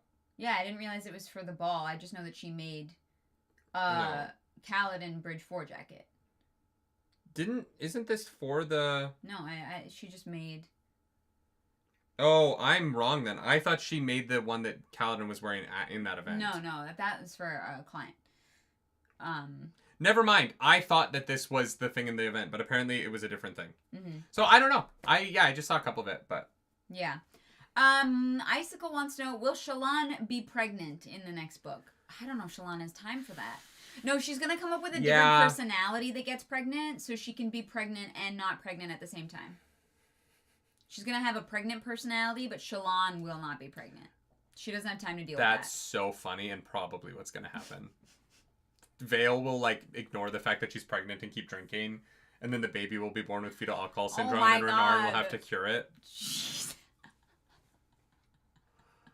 Wow, that is fucked up. If I Could Rewind says, we've now met several of the Heralds across the Stormlight books. Do you have any predictions on if we'll meet more Heralds, who they'll be, and what they'll be like? I'm assuming we're going to meet all of them because we have met. Like, I think we meet all of them, but some of them are just going to die like Daddy. Yeah, I think there's going to be like 2 more that'll die immediately off page. Or like immediately on page. I think that Moash will kill a couple just to weed them down a little bit. Yeah. And then I think there's going to be one who's going to be surprisingly with it. Although I guess maybe Ash is the one that's still kind of surprisingly with it.